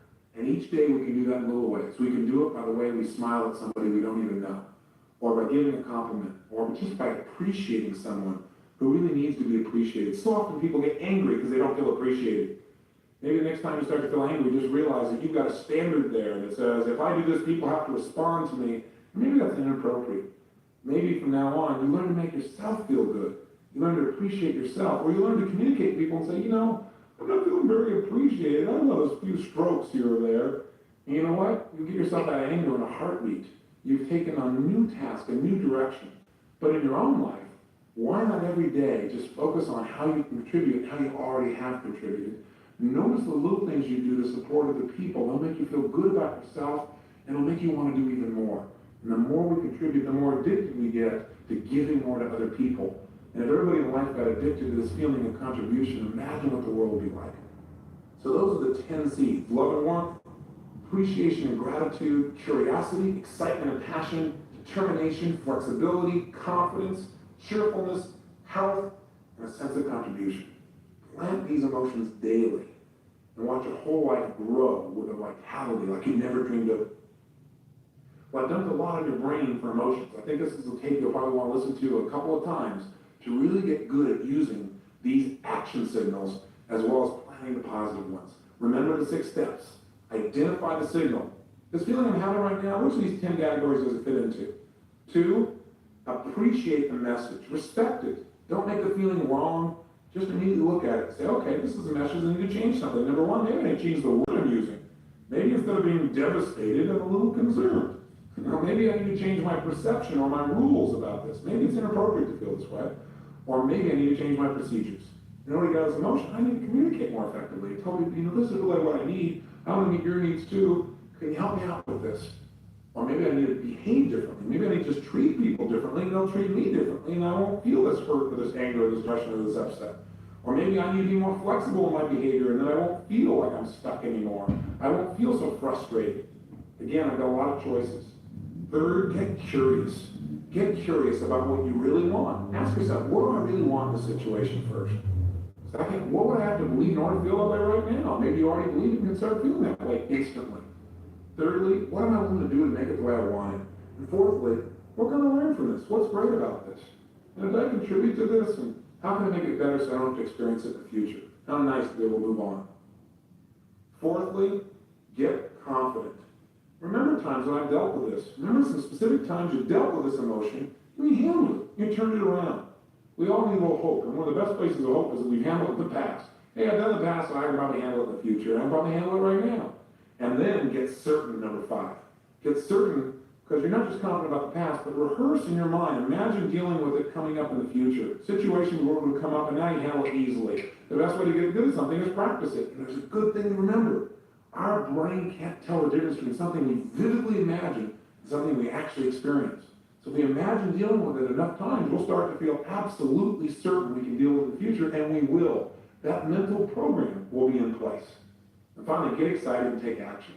Go out immediately and use your new feeling and take some kind of action that supports you in expanding your sense of freedom, your sense of love, your sense of appreciation, gratitude, curiosity, or whatever emotions you want to feel more of. And finally, I'd say this to you. If you remember nothing else from this tape, this one thing, it's probably the most important thing to remember about emotions. Every feeling you have, good or bad, is not based on the actual reality of life, but rather your interpretation as to what things mean. And remember, nothing in life has any meaning except the meaning you give it. So if you don't like the way you're feeling, change the meaning. And the way to do that is ask one question. And again, if you remember nothing else from this tape, remember this right now. Whenever you start to feel bad, ask yourself this question. What else could this mean? You start to feel like somebody's hurt you. What else could this mean? Maybe they didn't mean to hurt me. Maybe what this means is that they're just frustrated in their own life. They're just confused. They don't know what's going on. They're scared. I wonder what's going on with them that makes them treat people this way. What else could this mean? Whenever we get absolutely certain we know exactly what things mean, we tend to create some pain for ourselves. So if you start to feel like you're in pain, what else could this mean? Maybe what this means is I need to be more flexible. Maybe this means I'm about to learn something. Maybe the fact that I'm frustrated means I'm about to have a breakthrough. Maybe the fact that right now I feel a little overwhelmed is because I'm about to grow and expand. And when I learn how to deal with this, I'll be able to deal with almost anything. What else could this mean? See, you and I at any moment can choose a new meaning and therefore choose a new way of feeling, a new way of behaving. And you know what? We're never going to know the absolute meaning of anything. When somebody passes away, you really cared about them, they die. You can feel really bad. You can feel disappointed. You can feel frustrated. You can feel angry. You can feel hurt. You can feel sad. And all those are appropriate emotions. But make sure you take the message from it. And the message you've got to eventually come out with is, what's an empowering way of looking at this? What else could this mean? Maybe it doesn't mean that I just lost somebody. Maybe it means this person has gone someplace they need to be. Or maybe this means my connection will be even stronger with them now than when they were here. Maybe this means I will value my own life and give more while I'm here because I realize that life is delicate. Choose meanings that empower you in life instead of assuming meanings that disempower you. It's a final message to remember. Now, let's use these 6 steps and these 10 emotions. Over the next 2 days, just concentrate directly on any feeling that comes up that feels disempowering, that feels negative, and immediately as it comes up, identify it, recognize that it's valuable, that it's giving you input, you need to change something, find out if you should change what it means to you, or if you should change your procedures, your communication, or your behavior. Immediately then get curious. Hey, how do I really want to feel? What do I have to believe in order for me to feel that way now? What am I willing to do to make it the way I want it? And what can I learn from this? Then immediately remember times when you've handled it before, get yourself confident, get certain by rehearsing dealing with that situation in the future, and then go use it. Go do it right away. I want you to do that for the next 2 days deliberately. Then just carry your list around, and whenever it seems appropriate, over the next month, just glance at it when you're having an emotion, when you're having a feeling that doesn't feel good, and run yourself through the process. But do it deliberately and consciously for the next 2 days so you develop a habit in your head. Second assignment, make a list of all things you can do to make yourself feel good. Now, do you understand what I'm saying here? Just a list of anything you can do at any moment in time that makes you feel good. Because I think most of us have never sat down and said, gosh, how many different ways do I have to feel good? Most of us only have a few ways consciously to do it. Smoke, drink, eat, make love might be a positive one, exercise, maybe go watch TV or a movie. But maybe you want to expand your list. And I did this recently for myself, and it was fantastic. I came up with 62 things that I can do to make myself feel good at any moment in time, no matter where I am. It was pretty darn exciting. I never realized I had that level of choice. And once I brought it to my conscious awareness, I had that list, and I feel like, wow, there's so many ways to feel good. I can do it any moment, no matter what's happening around me. And by having that many choices, I could throw out some of the old ones, like eating as a way to feel good. Maybe eating just becomes fuel then, because you've got so many other better ways to feel good. I just realized how powerful music is for me in terms of changing my state. I was in my car and I have a stacking CD disc player, and in there I have classical music, and I have pop music and rock music. I go from listening to Aida and Bocelli to Blink-182 or Lenny Kravitz. They're all the ranges of emotions that can change in a moment or two. I can go from being excited and ready to exercise to just being deep in emotion. All that within a few moments using music. And you know what? There's no negative side effects. Except maybe the volume I use every now and then, but other than that, it's not there. So what are all the ways you can make yourself feel good that have no negative side effects? Make a list and then put them in order what you'd be willing to use in any environment.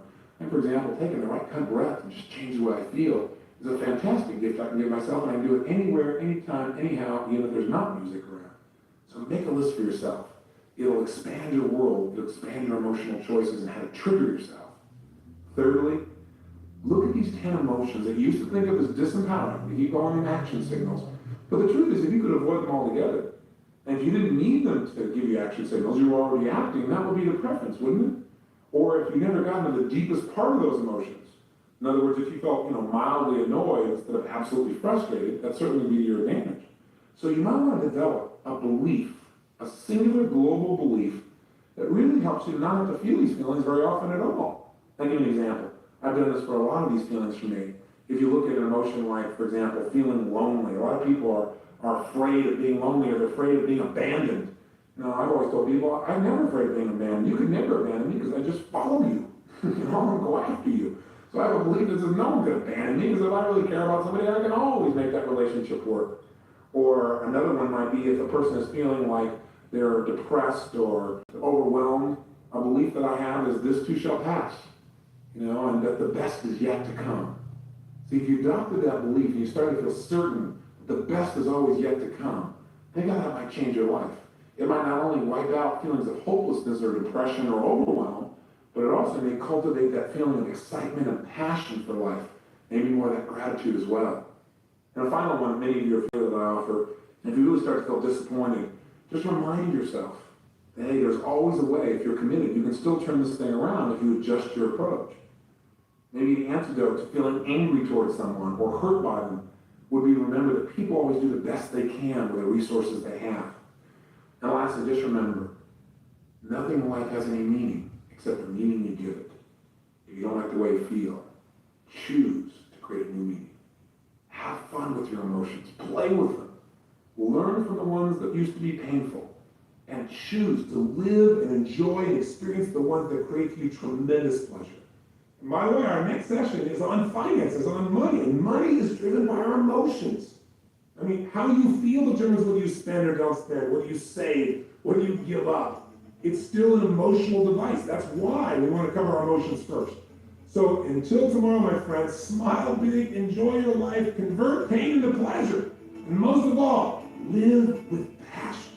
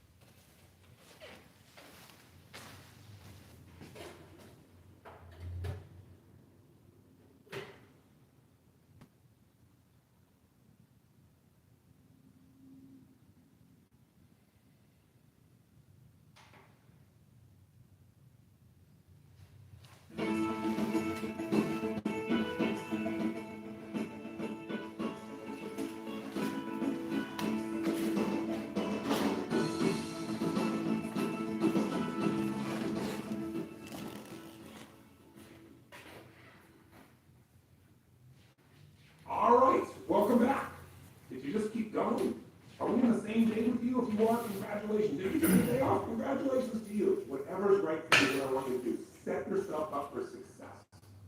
Now, let's go a step forward. First, a quick reminder in case you did take a day off. Here's what we've learned so far. 7 steps to creating conscious change. Step 1, get disturbed, get upset, get angry, get to the point where you won't stand for the way things have been and decide what you're not going to stand for anymore. There is power in that. You know, the Jewish people, after experiencing the horror of the Holocaust, finally came up with a phrase that every person within that culture is well aware of, and that is never again. Never again will we let our sons, our daughters, our husbands,